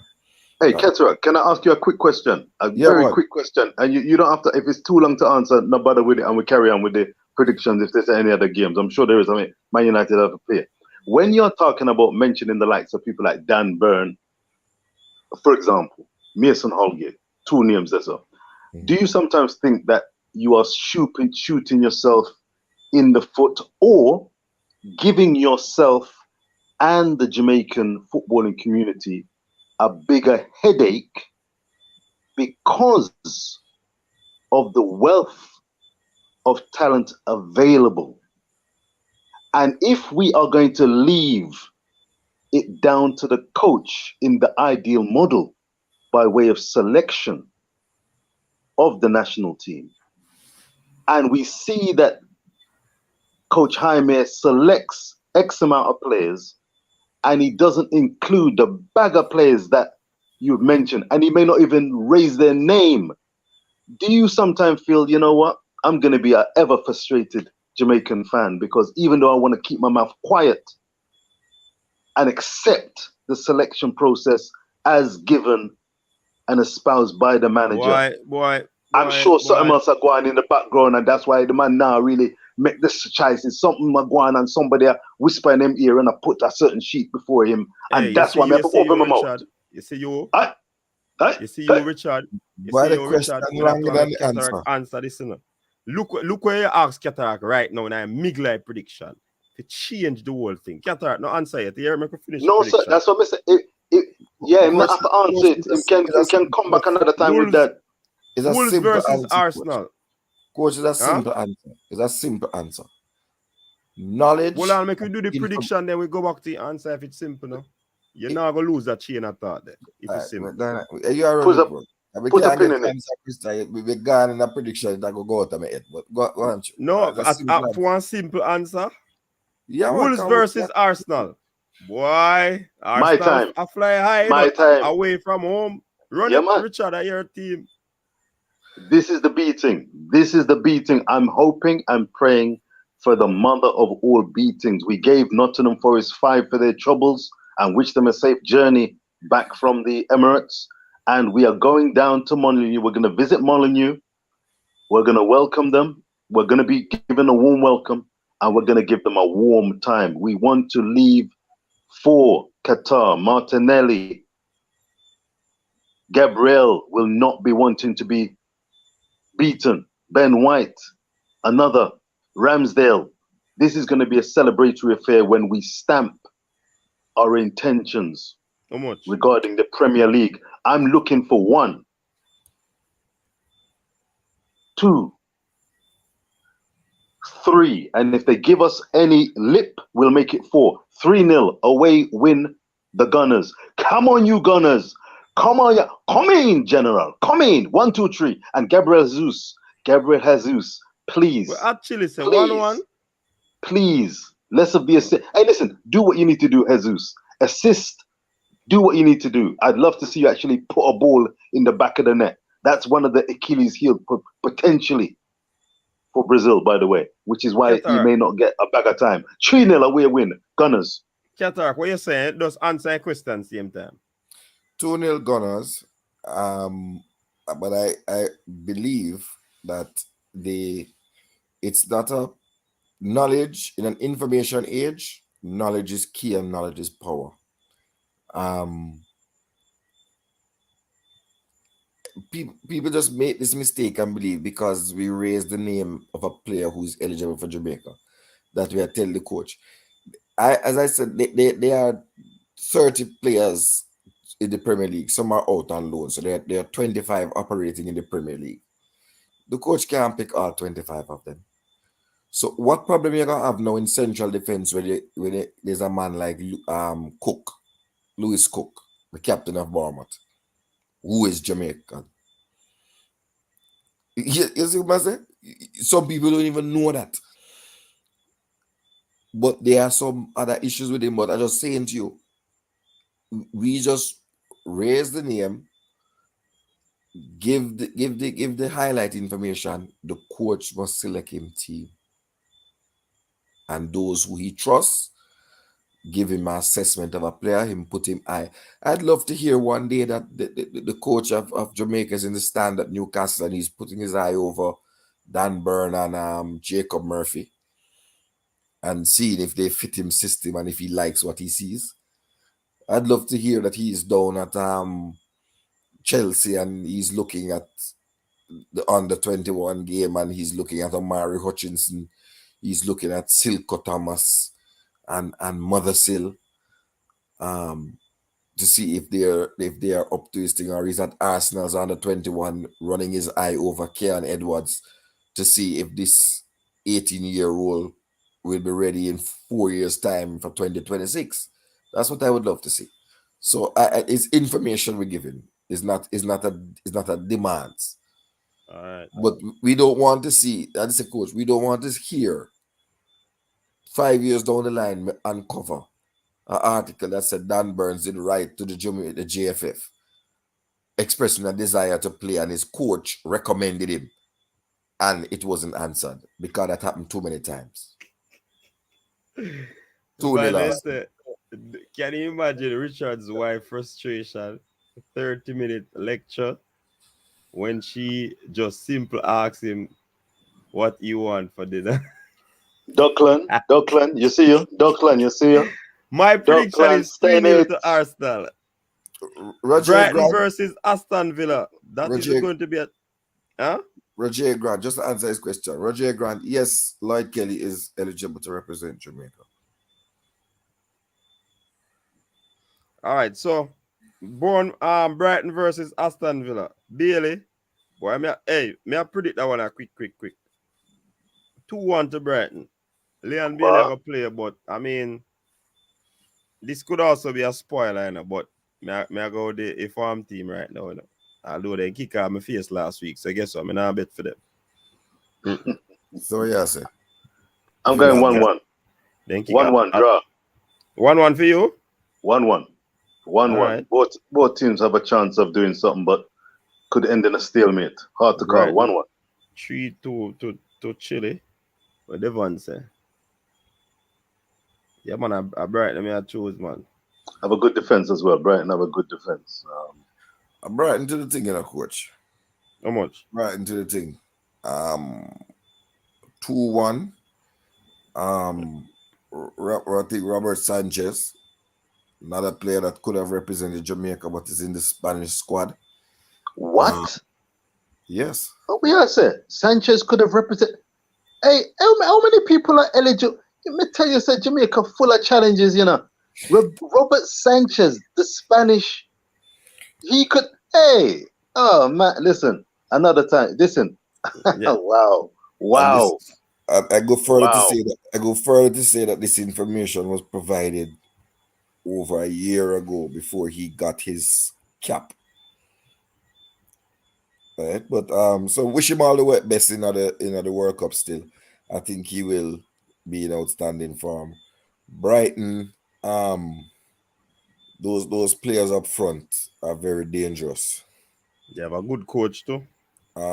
It's Pascal Gross and Trust. Nice German player. Yeah. Trossard. Very dangerous. Like, knock the ball around. All right. So we have that. Welbeck as well. Yeah. We have that full prediction there for Aston Villa. Two good coaches going up. The difference with Aston Villa, they have a new coach as well. They are going to be playing away from home. I don't think Brighton is going to give up too much at home this season. And they have showed that. So I'm picking them. Last game on the cards. This will be an indictment on Unai Emery. This will really be able to see his name. This is the kind of game that will tell us if he was the right signing for Aston Villa. A team that is equally matched. They're in around mid-table all the time. So this will tell us if Unai Emery really has got his ducks in a row. All right. Fulham United. This is going to be a tough one for United. Fulham. What? Yes. It's going to listen. Here's why. Tough one for United because Craven Cottage is one nice place. Whenever I talk about Fulham playing at home, that look matches box there will always be the reference point. Fulham is going to be a dangerous place. You understand? So you fear the ground more than the players, the ground more than the match, but more than the personnel and sure. It's the ground plus the home crowd advantage, and Fulham really like play upon a ground, and they like play United upon a ground too, you know. True. Yeah, man. So, yeah, one welcome. A base upon that me I talk about, Richard. So I'm being very, very, very. May I go with a nil out, John? Honest and cautious. 0-0. It's a hard to score upon Fulham there. I don't think United are gonna let up so easy either. So you can hold off Bobby Reed and Mitrovic, then really? Andres Pereira. Difficult. I think there's going to be a goal in that game. Which way is the question? United have been created chances, yes. I see. What's his name? The Frenchman, Martial, unleashed in the midweek game. So we don't know what party he's going to be playing. Unleashed meaning coming off of injuries.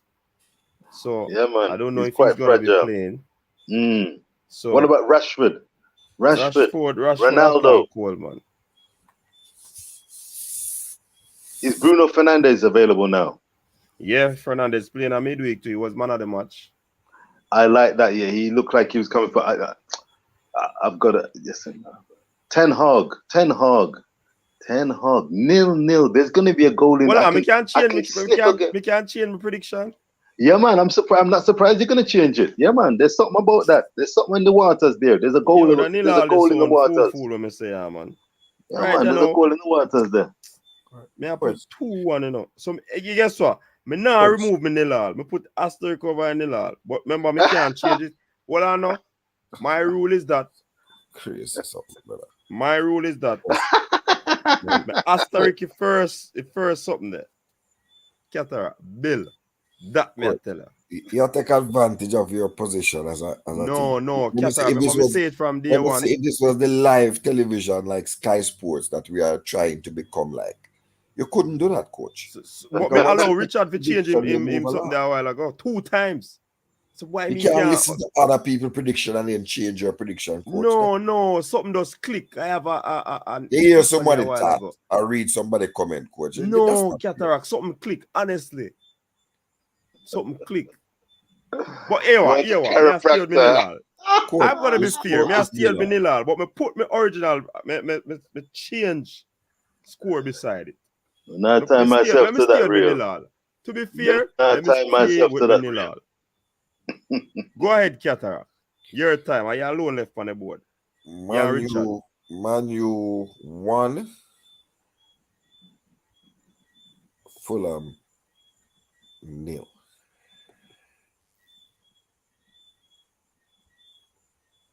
That's what the man just said. Come undercover fan, Richard.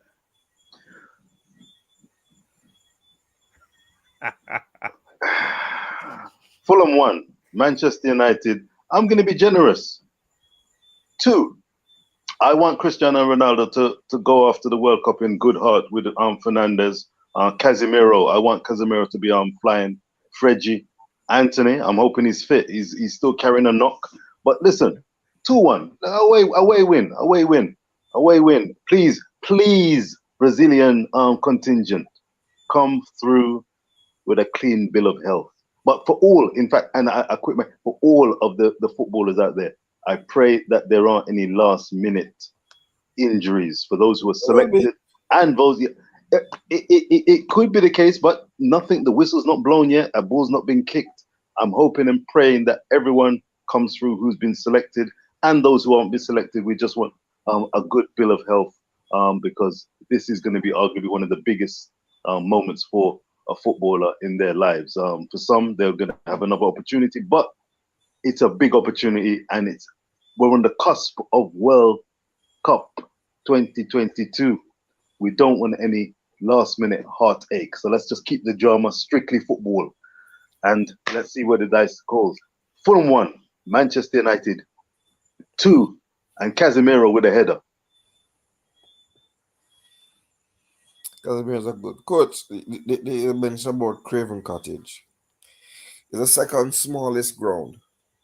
Right? The capacity it's smaller than our national stadium by far. The capacity is 22,300. A little bit over 22,000. I know that some of them 300 seats get taken up by thing there. It's a very, very small.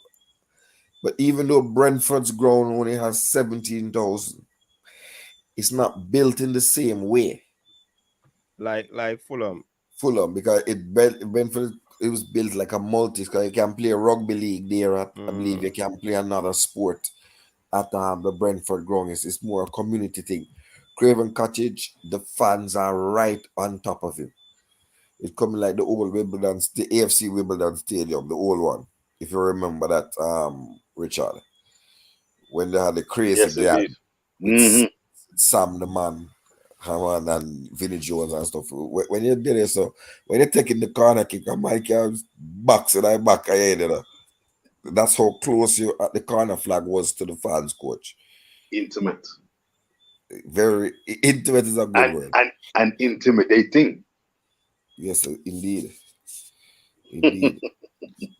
All right. Hey, by the way, tell us when you want to take out the pin. Remember we did put a pin in the comment, or you did answer that. Anyway, go on. Pin in the comment. Anyways, that we have reached the end of the show now.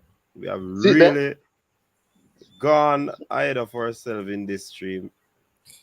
3.5 hours. Long time in sit up, so and it's a time when I would want to go in early, but I thought you were going to say something X-rated, you know. Can the Brazil squad win the World Cup 2022? 72% said yes. 28% said no. So a lot of people believe that this Brazil squad can win the World Cup. 152 votes. Coach, All right. Interesting.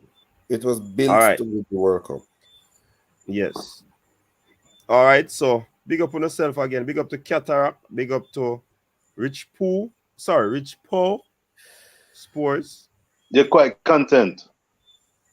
You're quite content, CD. Try and stay on the good side of me, please. A peace and love becoming a, you know.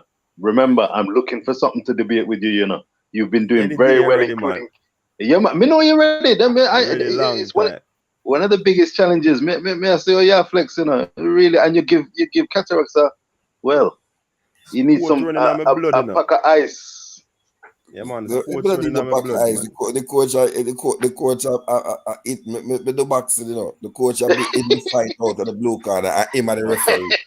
Boxing. So what a good Boxing. point to make him mute you. When you drop a bombshell, him interject and say, be the host so they can interject. Yeah, then why you want to talk half an hour and No, me can't coach. talk? It's not a eh? half an hour talking. 1 minute or 2 minutes into somebody's something. No, 1 minute or 2 minutes. Me can't interject anytime, Qatar. I when the show got done, me can stop and say, hold on.